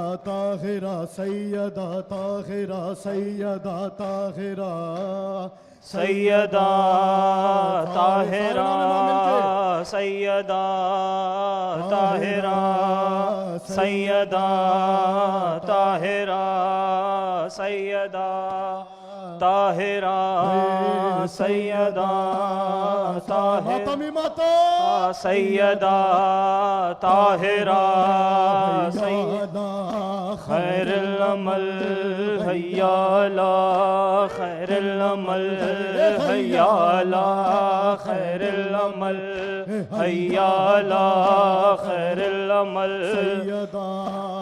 طاہرہ سیدہ طاہرہ سیدہ طاہرہ سیدہ طاہرہ سیدہ طاہرہ سیدہ طاہرہ سیدہ طاہرہ سیدہ طاہرہ خیر العمل حیا علی خیر العمل حیا علی خیر العمل حیا علی خیر العمل حیا علی سیدہ طاہرہ سیدہ طاہرہ سیدہ طاہرہ زہرا کا جنازہ ہے زہرا کا جنازہ ہے یہ شہر مصطفیٰ میں آغاز کربلا ہے زہرا کا جنازہ ہے زہرا کا جنازہ ہے زہرا کا جنازہ ہے زہرا کا جنازہ ہے زہرا کا جنازہ ہے زہرا کا جنازہ ہے زہرا کا جنازہ ہے زہرا کا جنازہ ہے زہرا کا جنازہ ہے زہرا کا جنازہ ہے زہرا کا جنازہ ہے جو شب کے اندھیرے میں جو شب کے اندھیرے میں چپ چاپ اٹھ رہا ہے زہرا کا جنازہ حسین حسین زہرا کا جنازہ کمال اللہ یہ کہ نام امام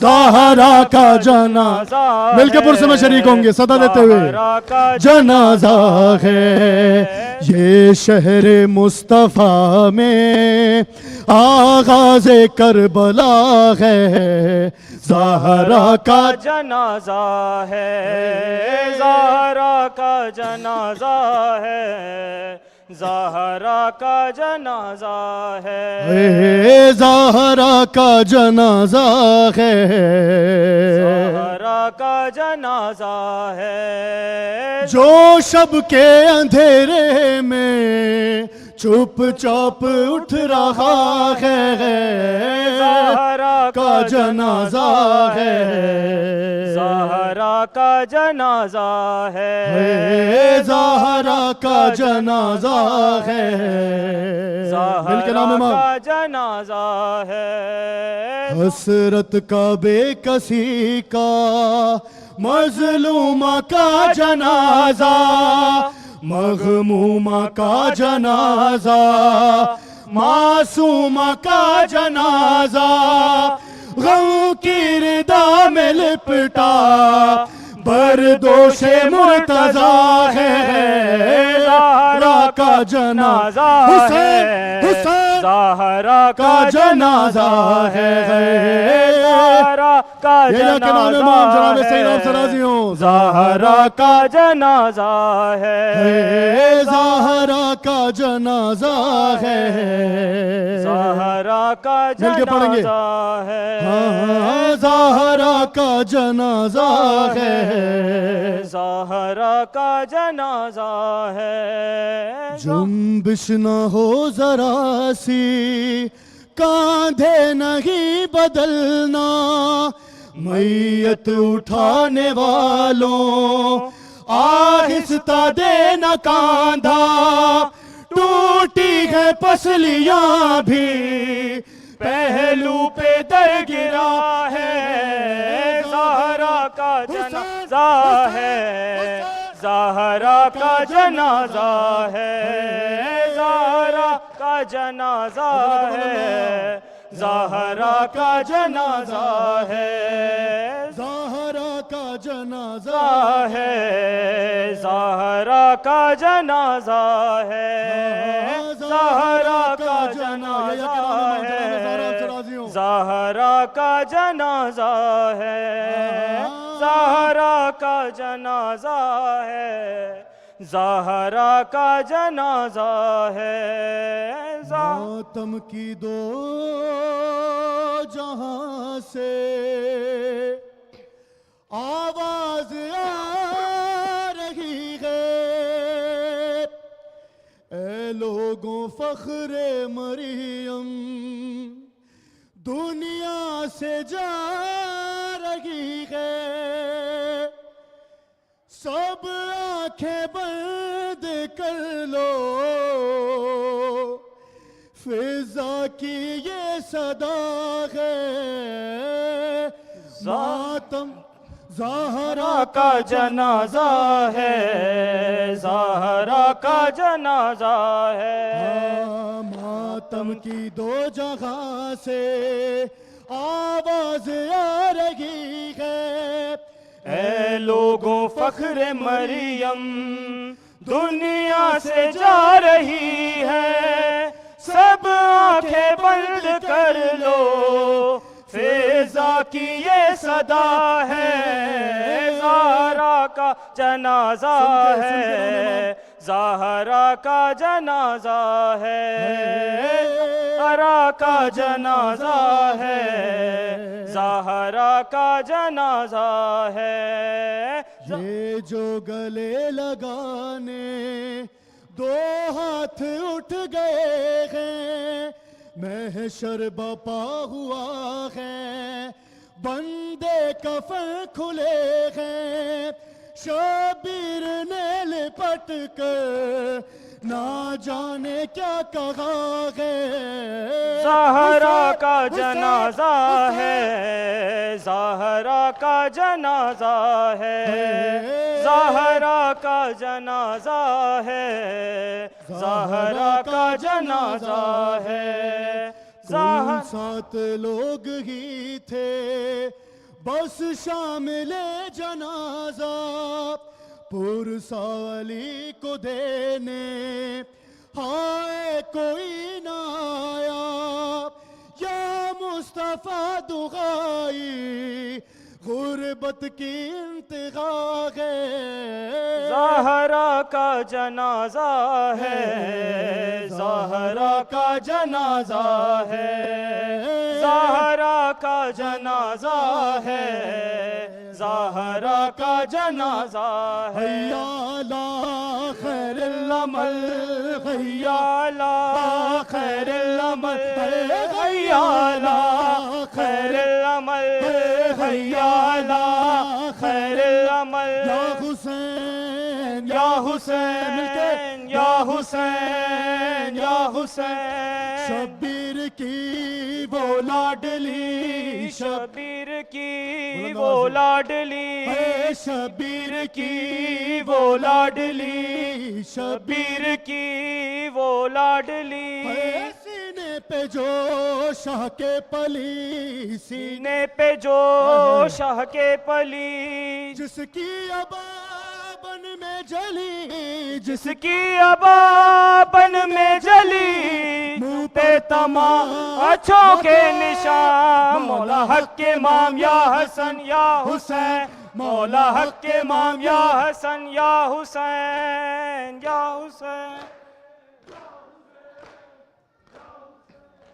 متوجہ زیارت السلام علیکہ یا نبی اللہ السلام علیکہ یا رسول اللہ السلام علیکہ یا امیر المؤمنین السلام علیکہ یا فاطمہ الزہراء سیدۃ النساء العالمین السلام علیکہ یا حسن المجتبی السلام علیکہ یا ابا عبد اللہ وعلى الأرواح التي حلت بفنائك عليك مني سلام الله أبدا ما بقيت وبقي الليل والنهار، ولا جعله الله آخر العهد مني لزيارتكم. السلام على الحسين وعلى علي بن الحسين وعلى أولاد الحسين وعلى أصحاب الحسين. السلام عليك يا زين العابدين، السلام عليك يا محمد الباقر، السلام عليك يا جعفر الصادق، السلام عليك يا موسى قاسم، السلام عليك يا غريب الغرباء، السلام عليك يا معين الضعفاء والفقراء، السلام عليك يا محمد التقي، السلام عليك يا علي النقي، السلام عليك يا حسن العسكري، السلام عليك يا صاحب العصر والزمان، الأمان الأمان الأمان، السلام عليك يا شريك القرآن، السلام عليك يا خليفة الرحمن، السلام عليك يا إمام زماننا، عجل الله تعالى فرجك وسهل الله تعالى مخرجك وظهورك ورحمة الله وبركاته. بسم الله الرحمن الرحيم. اللهم كن لوليك الحجة بن الحسن صلواتك عليه وعلى آبائه في هذه الساعة وفي كل الساعة وليا وحافظا وقائدا وناصرا ودليلا وعينا حتى تسكنه أرضك طوعا وتمتعه فيها طويلا برحمتك يا أرحم الراحمين.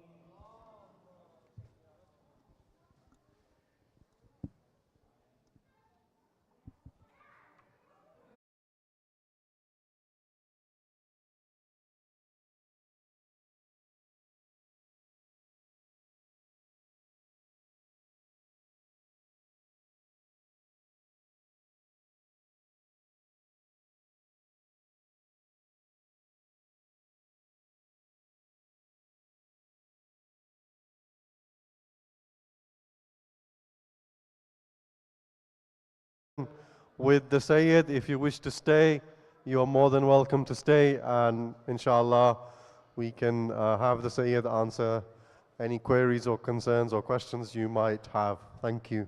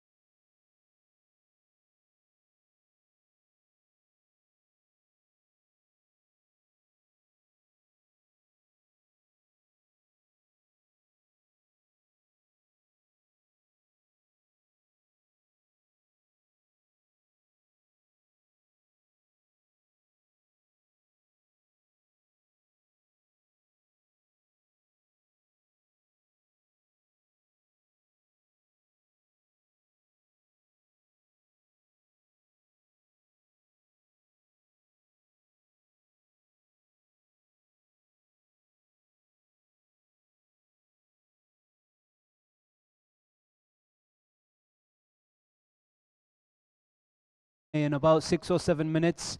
If anyone outside can please come inside and sit down so we can get started, inshallah. Bar Muhammad wa ali Muhammad salawat.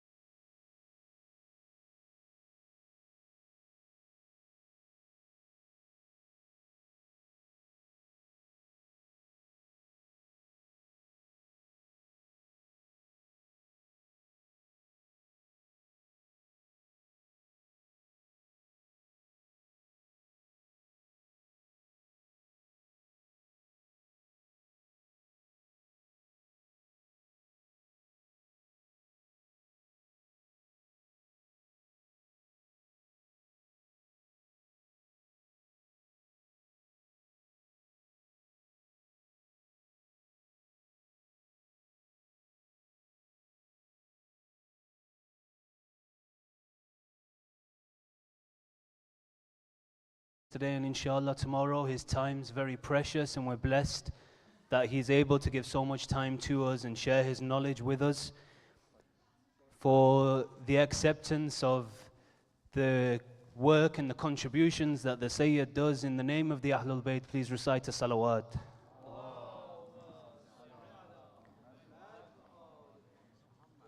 So we are trying to set up Slido, so if anyone wants to ask an anonymous question, they can, but please bear with us.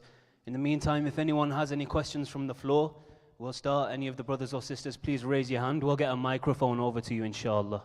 Wa Muhammad wa ali Muhammad salawat.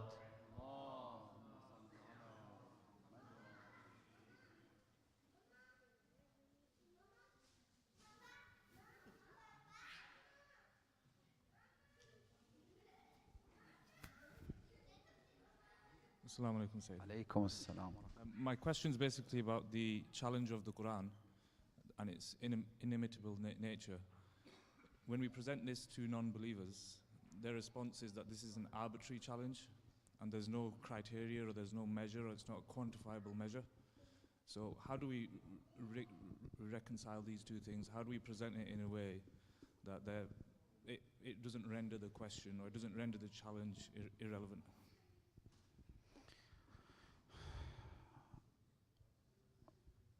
Every time a prophet was sent by God, they would perform miracles and present challenges to the people of the day that were relevant to them.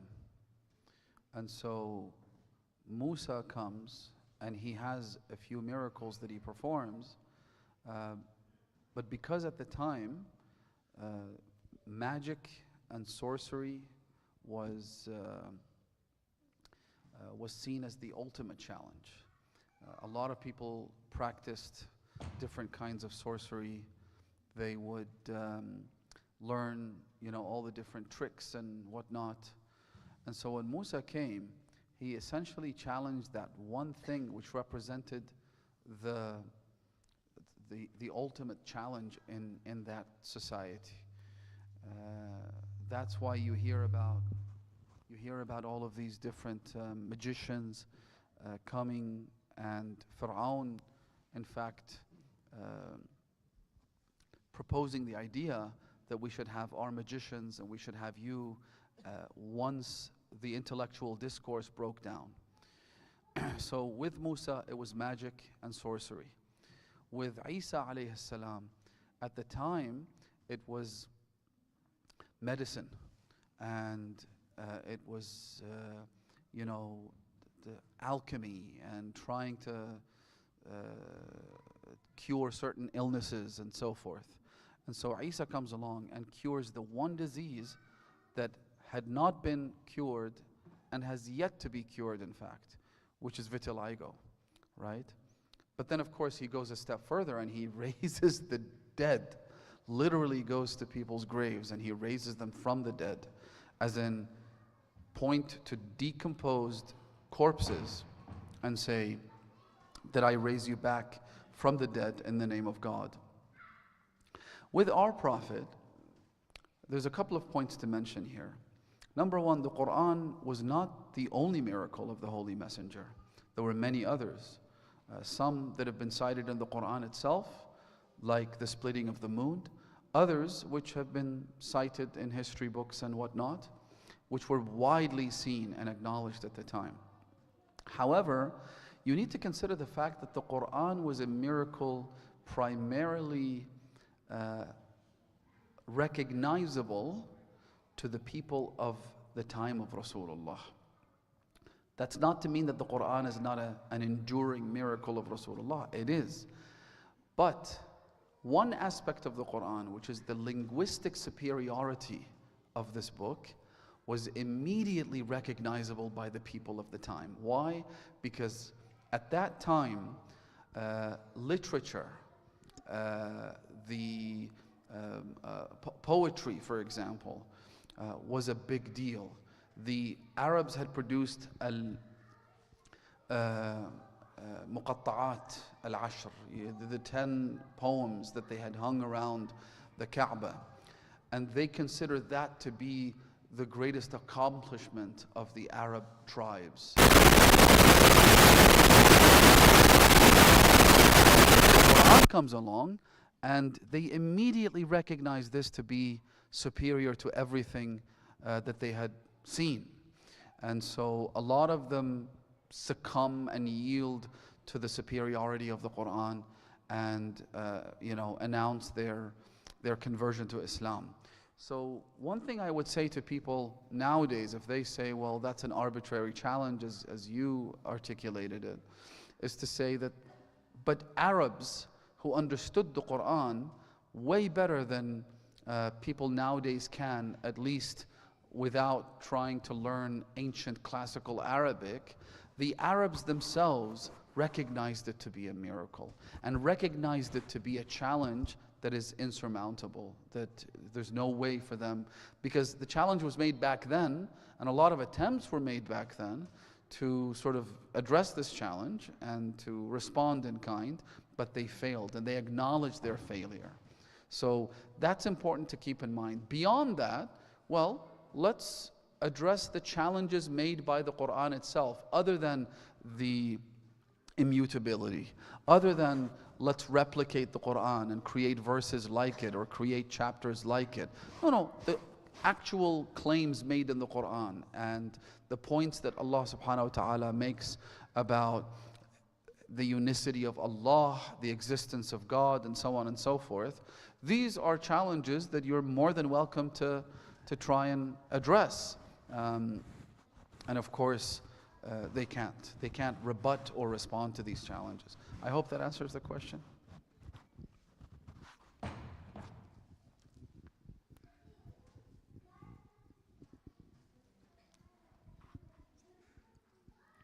Assalamu alaikum wa rahmatullah. Alaikum assalam wa rahmatullah. Say this is about your what you've been talking to us about in the last 2 nights. So I had a question with regards to what you mentioned yesterday about Imam Musa al-Kadhim writing a letter to the mother of Harun, sending his condolences with regards to her son. And you mentioned that he, in the letter, that he called this evil man Amir al-Mu'mineen. So my question is, so I have heard that that one of the other imams was called Amir al-Mu'mineen by one of their followers, and the imam specifically said that this title is only and only for my father Ali ibn Abi Talib and cannot be used even for any of the other 12 imams. So why is it that Imam Musa al-Kadhim would use this title for somebody, and why would he use it for a tyrant? So if he did, what does that say about his political integrity? And how does that relate to the ayat saying that these infallibles are free from doing wrong? And leading on to that, you mentioned about Misam at-Tammar, and you know, if he would have done Taqiyya, he would have been part of the 72 of Karbala, whereas Imam Ali alayhi salam had said to him that this is how you will die. So technically Imam Ali already knew that that's what was going to happen, so there was no way that he could have done Taqiyya. Either way, that is the way he had to die. So this is something that didn't quite make sense to me. I hope Okay, sure. I think my mic is off. Can you hear me? Yeah.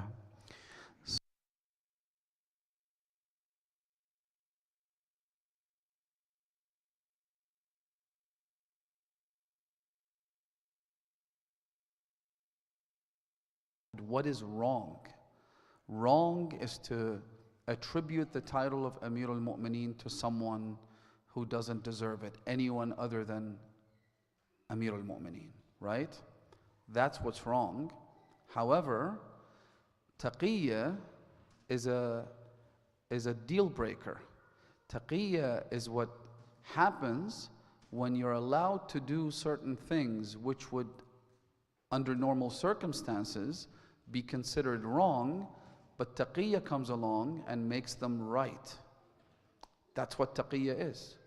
Taqiyya is when I am forced to, I don't know, let's say drink alcohol, right? Or a community of people are going to be slaughtered. Suddenly me drinking this alcohol is no longer wrong. Wrong is to do the wrong thing when you're not supposed to do it. But when you are supposed to do it for an overriding reason, it's not wrong anymore. In fact, the same hadith that I mentioned about the people of the cave, the Imam says that they participated in the celebrations of these pagan community and Allah doubled their reward. In other words, participating in a pagan ritual is wrong, yes? But if you do it due to Taqiyya, you get the reward doubled. That's how Taqiyya works. The fact that Ali ibn Yaqteen used to, for example, do wudu the wrong way means that the wrong wudu, because he did it out of Taqiyya and based on the obligation to follow the rules of Taqiyya, he got not just the reward of doing wudu correctly, but he got double the reward of doing wudu, even though his wudu was technically wrong. So who's to say what's right and what's wrong? Allah subhanahu wa ta'ala. If Allah says that instead of praying right now when a young child is drowning next to you, for you to abandon salah is haram. But if you're saving the life of a young child who's drowning or burning next to you, abandoning salah is no longer wrong. Even though it was wrong under normal circumstances, these aren't normal circumstances. Imam al-Kadhim alayhi salam, when he addresses that tyrant and calls him Amir al-Mu'mineen, he is doing so perhaps, and we don't know, but perhaps he's doing so in order to protect the lives of the entire Shia community. Or perhaps to save his own life, which is worth more than the life of any Shia individual, or all of them put together, right? The Imam does what is wrong under circumstances where he has no other choice but to do that, which makes it right. So we don't decide what's right and wrong. You quoted a hadith in which the Imam says that you shouldn't give the title of Amir al-Mu'mineen to anyone other than Ali ibn Abi Talib, right? So it is by decree of the Imam that doing this became wrong. And it's by decree of the Imam himself that you must give this title to Musa al-Hadi al-Abbasi in order to ensure that you protect the life of the Imam or the life of any Shia, right? This is almost like the question of why does, and I don't want to open a whole Pandora's box here, but why would Imam al-Rida alayhi salam eat poisoned grapes knowing that if you do something that kills you, it's haram? Well, who says that? Who says that doing something that leads to your death is haram? Based on what rule? A lot of people do things that lead to their death and it's not haram. For example, going to war in order to defend your faith or your family or your country. You know this could very well lead to death. You know how sometimes they say that this is a suicide mission. Let's say, for example, there's a group of thugs attacking your house and you want to protect your family. Even if you know that by leaving the house and confronting those thugs, you will end up dying, right? By going out, would anyone say, oh no, hang on a second, you're doing something that leads to your death and therefore this is suicide, therefore it is haram? No one says that. I know for a fact that I'm going to get killed, but I still have to do it. So eating those grapes, even knowing that they are poisonous, isn't by itself haram. What is haram is to do something that leads to your death when you're not supposed to do that. That's a definition of suicide, which is haram. Imam al-Kadhim alayhi salam gives the title of Amir al-Mu'mineen, or suggests that he's referring to this tyrant in his letter to his mother Khayzaran, because he has no choice but to do that. Why? You and I will never understand. The Imam, in his knowledge that is divinely inspired, knows better than us. But again, a lot of times haram things become halal out of necessity, because you're trying to save someone's life, because you're trying to preserve Islam, whatever the case may be. Those very same acts become halal. And the one who decides whether they're halal or haram is the Imam himself, by decree from Allah subhanahu wa ta'ala. So that's the first thing. What was the second question again? What was it about? Do you remember? We kind of went on too long. Can you turn it on? The mic's off. It was about Oh, yes. Mama, you said that this is how he was going to die. Yeah. Got it. Okay, so I think there were two parts to the question. One about the point I made, that had he not died he would have been a member of the army of Imam al-Hussein or the companions of Imam al-Hussein. That's not a hadith. I said that who knows, perhaps had Maytham not been crucified on that day, he would have ended up being among the companions of Imam al-Hussein. It's not a hadith. I'm just saying maybe that's why Imam al-Sadiq is saying that he should have utilized this option that was made available to him by the Quran and by our religion. That's point number one. Point number two, the fact that Amir al-Mu'mineen would tell him that this is exactly what's going to happen to you is because he knows Maytham is not going to choose Taqiyya over making that stance, right? So that does not mean that Maytham was bound or somehow predestined or coerced into taking the positions that he took. If a teacher tells a child that tomorrow, or let's say for example, a parent, a father, a doctor or whatever, tells someone that you're going to get sick tomorrow because I can see the pattern and I can see that what they're doing right now by not dressing up properly and going out into the cold weather, that tomorrow you're going to get sick, right? It doesn't mean that I'm forcing them to do this. It's just that knowing enough about this individual and looking at their pattern of actions would lead the Imam to have absolute knowledge that Maytham will be crucified, right? Of course, the Imam isn't just looking at basic facts as we do, because the Imam tells him exactly how he's going to be crucified.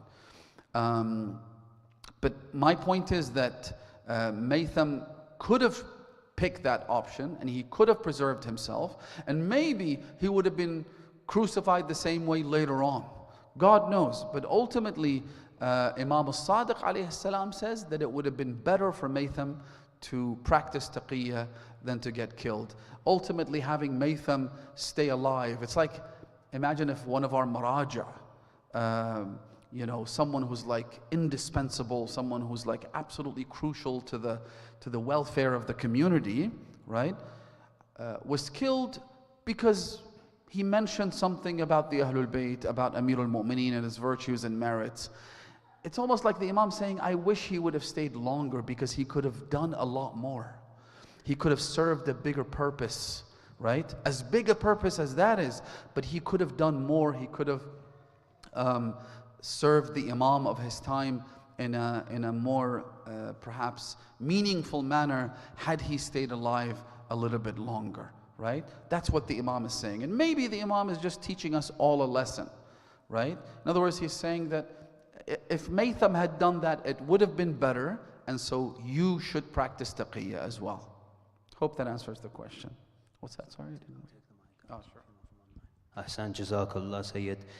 We are having a few questions come through online on Slido. I think Asad is going to try and display the code on screen. But if anyone wants to ask a question anonymously, we want to try and get through as many as possible. It's www.slido.com and the code is 1885913. Please try and keep the questions as brief as possible so we can get through them. So Sayyid, we've had a question that's proving quite popular online. Again, it can kind of open a Pandora's box, I guess, but the person has asked, when it comes to things we will never understand about the Imams, where do we as human beings stop asking questions and accept that we are not to know? That's actually a topic that I've prepared for a separate lecture during this Fatimiyya. But in a nutshell, I would say focus on the fundamentals. Focus on the foundational tenets of your faith. Try and understand those as well as you possibly can, and avoid the details. Try not to confuse yourself with too many nuances, and as the hadith says, uskutu amma sakata anhu Allah. Don't talk about the things that Allah subhanahu wa ta'ala hasn't talked about in the Quran, right? Don't talk about the things that the Imams have not spoken about. For example, and I guess this kind of sums up the answer, which is that if the Imam addresses a certain topic I will take the Imam's response and I will try and understand it as best as I can. But there might be new questions that kind of pop up in my head, and if the Imam hasn't addressed those questions, then I should avoid them and simply do what the Imams told us to do, which is ضَعْهُ فِي سُنْبُلِهِ.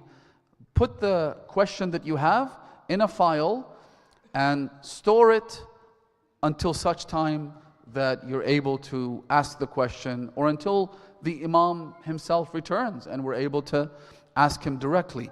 I don't need to know everything. I cannot possibly know everything.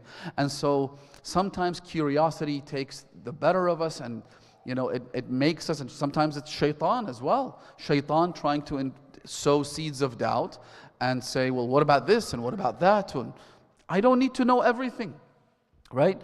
For example, why Maytham did what he did, did Imam Ali tell him to practice taqiyya?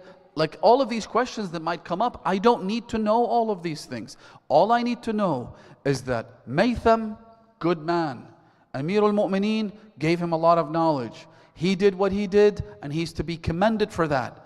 But is it better for us to practice taqiyya? Imam al-Sadiq says so, right? So just stick to the basic facts. Stick to what you know. And the hadith says that when you practice what you know, Allah will increase He will give you what you don't know, right?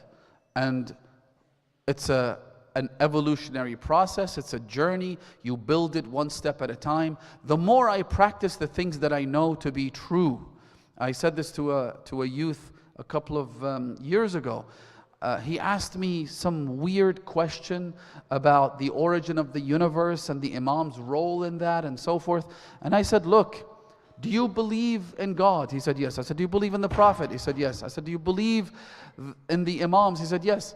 I said, beyond that, do you believe that salat is wajib? He said, yes. I said, do you pray your salat? Do you believe that they should be performed at the right prescribed time? Do you believe that this is how it's supposed to be done? He said, yes, yes, yes. I said, fine, do that. Focus on what you know to be true, obligatory, and righteous, and Allah subhanahu wa ta'ala will then give you more knowledge of the things that you don't know about. Ahsan, Jazakallah. If anyone on Slido wants to have a particular question, bump to the top, because we only have time for a few more. You press the thumbs up. The more thumbs up a question gets, it goes to the top of the list. Sayyid, we have another question here. Many of times I've heard that Bibi Fatima Zahra did not give the reply for salam. We know this. Just lost the question. We know this to be wajib, so please explain why this was done. It's only wajib if the person saying salam, initiating salam, is a Muslim. If it's a non-Muslim, that's just the basic ruling in our jurisprudence. If a non-Muslim initiates salam, you can respond to them, but it's not wajib. And when you refuse to respond, when Fatima Zahra refuses to respond to their salam, essentially what she's saying is that I don't recognize you as Muslim. Ahsantum. Nice and simple. Next question. In the UK in particular, in your opinion, Sayyid, is it a place where we should be applying taqiyya? No one's life is in danger. At most, it will be their livelihood. That's a good question, and I'll try and keep this brief. So people tend to go to extremes, unfortunately, when it comes to taqiyya. You have those who violate every rule of taqiyya, and then again you have people who take it way too far. For example, I remember once a sister reached out and she said that I've never worn the hijab in my life. And the reason is that my father, when I was a young girl, a friend of mine in school gave me a hijab as a gift. And so I was really excited. I put it on. I came back home. I was proud that I'm wearing hijab. And my father scolded me. And he said to me, look, this is white man's country. We live our lives in accordance with the wishes of the white man. Which is like the most, house Negro thing to say, to quote Malcolm X. This is the white man's country? Like, Which white man tells you that you're not allowed to wear the hijab? You know, taking it way too far and saying that, you know, we should always please our masters almost. Like it's this ingrained slavery that some people have makes them take taqiyya way too far. Taqiyya could apply to different people in different circumstances on different aspects of their lives. You might say that I live in a country where my life isn't in danger, so I should practice no taqiyya and I should just, you know, let it all out. And I would say no, the question has to be a little more nuanced. Tell me about your circumstances. Tell me which aspects of your faith do you want to reveal and which ones would you rather conceal. If someone says that we should practice taqiyya by taking the hijab off and never praying at work and so on, I would say no, rubbish. What are you talking about? You have certain liberties in this country that you should take full advantage of. Right? You have freedoms in these parts of the world that many people are deprived of elsewhere. Take advantage of that. Right? Put your foot down and say that I'm a Muslim and a proud Muslim at that, and I want to practice my religion to the full extent of the law. Right? But if there are things that the law doesn't allow, or things that would create social backlash, or that would end you in a position where there's a media attack on you, or there's your organizations, for example, might be in danger. We talked about this with a group of youth just yesterday, who said that, you know, in their community, their organization was kind of placed in a precarious position, legally speaking, because of a certain situation. And my response to that would be, listen, do not endanger your organizations. Don't endanger your communities. If you can walk a tightrope and practice a little taqiyya here and there to ensure the integrity of the organization remains intact, that you don't end up in legal trouble because of it, then practice taqiyya. So it has to be a little more nuanced than just saying, do we practice taqiyya completely, or do we abandon taqiyya completely in this part of the world? I would say that question is too raw. Ahsant. We're going to try and do just one or two more questions, inshallah, just depending on how detailed the answer needs to be. The next question we have, Sayyid, is proving quite popular. In your opinion, or what advice would you have on dealing with insecurity as a man? Man up, man. I'm not sure exactly what that means, insecurity as a man. I don't think I've ever experienced it. I don't know about you, brother. Alhamdulillah. I mean, it says hayhat min ad-dilla right there, and you've got the full beard and everything. So if you're insecure as a man, I mean, there are testosterone treatments and things like that. I'm not even, no, so the jokes aside, if this stems from some kind of a hormonal imbalance, and it could be the case that there's a hormonal imbalance, there's some medical issues that need to be addressed, then I would refer you to the experts. I would refer you to doctors and specialists in the field. But sometimes it could be cultural, right? It could be the idea that wherever you turn, you're confronted with people talking about, you know, toxic masculinity and things like that. And I would say just disregard all of this garbage. There is toxicity everywhere you look, within males, females, and all 200 other genders that they've concocted. So don't fall for that. Have some positive role models that you can look up to. Honestly, if you read the lives of the companions of Imam al-Hussein, the companions of Amir al-Mu'mineen, I mean, Malik al-Ashtar, Amir al-Mu'mineen literally calls him the Rock. I mean, it doesn't get more masculine than that. But he's also the same person who's abused in the street by this pathetic idiot. And instead of Malik al-Ashtar acting all macho, he goes straight into this masjid, and the guy runs after him thinking that Malik is just going to get his sword and chop his head off. And he sees Malik praying, and he says to him, I beg your pardon, I'm so sorry. And Malik says, no, I only came here to pray for your forgiveness. So this rock of a man, this mountain of a human being, this macho of machos, this ultimate masculine symbol of strength, is also the most merciful person. If you study the lives of the companions of the Ahlul Bayt alayhimus salam, I mean, I'm not even going into the lives of the Imams themselves and the Holy Prophet and Amir al-Mu'mineen, but the companions, I think they should give you enough fuel and inspiration to not feel insecure about being a man, but trying to emulate these incredible paragons. Ahsan, Jazakallah.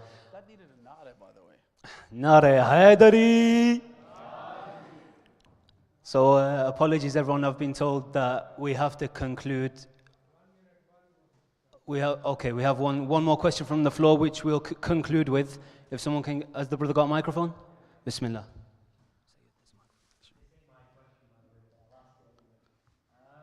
There is a question on whether Jummah is a wajib namaz or not. A lot of people, like talking scholars, there's mixed answers that you get. Some say it's a wajib namaz only when the Imam of our time will come, and others say it's your call, basically. Is this correct? If so, when the Imam comes, will there be 6 wajibat namazes? If it is wajib, when? Thank you. Jum'ah is wajib, but one of the conditions of it being wajib is the presence of the infallible Imam or the Prophet, which means that in the time of the occultation, Jum'ah is not wajib. And I don't believe we have scholars today who say that it is wajib, unless it's through secondary ruling in order to sort of create unity and so forth. I don't know, I'm not aware. But generally speaking, they say that it's not wajib. In fact, we've had ulama before who used to consider Jum'ah to be haram in the time of the occultation. So there is a plethora of opinions, but for the most part, right now, most maraja' from the usuli school say that Jum'ah is not wajib. The difference of opinion lies as to whether or not it compensates for Salatul Dhuhr, right?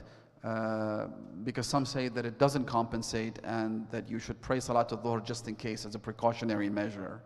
However, to answer the final question, when the 12th Imam reappears, Jum'ah will become wajib, and who wouldn't want to attend the Jum'ah that's being led by Hujjatullah, Baqiyatullah? May Allah hasten his reappearance. And on that note, should we recite Dua al-Faraj, inshallah? May Allah hasten his reappearance. Allahumma khul nadhirana binadratin minna ilayh. إنهم يرونه بعيدا ونراه قريبا. بسم الله الرحمن الرحيم. Should we all stand up? Which way is the direction of the Qibla? That way. بسم الله الرحمن الرحيم. اللهم كن لوليك الحجة ابن الحسن صلواتك عليه وعلى آبائه في هذه الساعة وفي كل ساعة وليا وحافظا وقائدا وناصرا ودليلا وعينا حتى تسكنه أرضك طوعا وتمتعه فيها طويلا برحمتك يا أرحم الراحمين. الله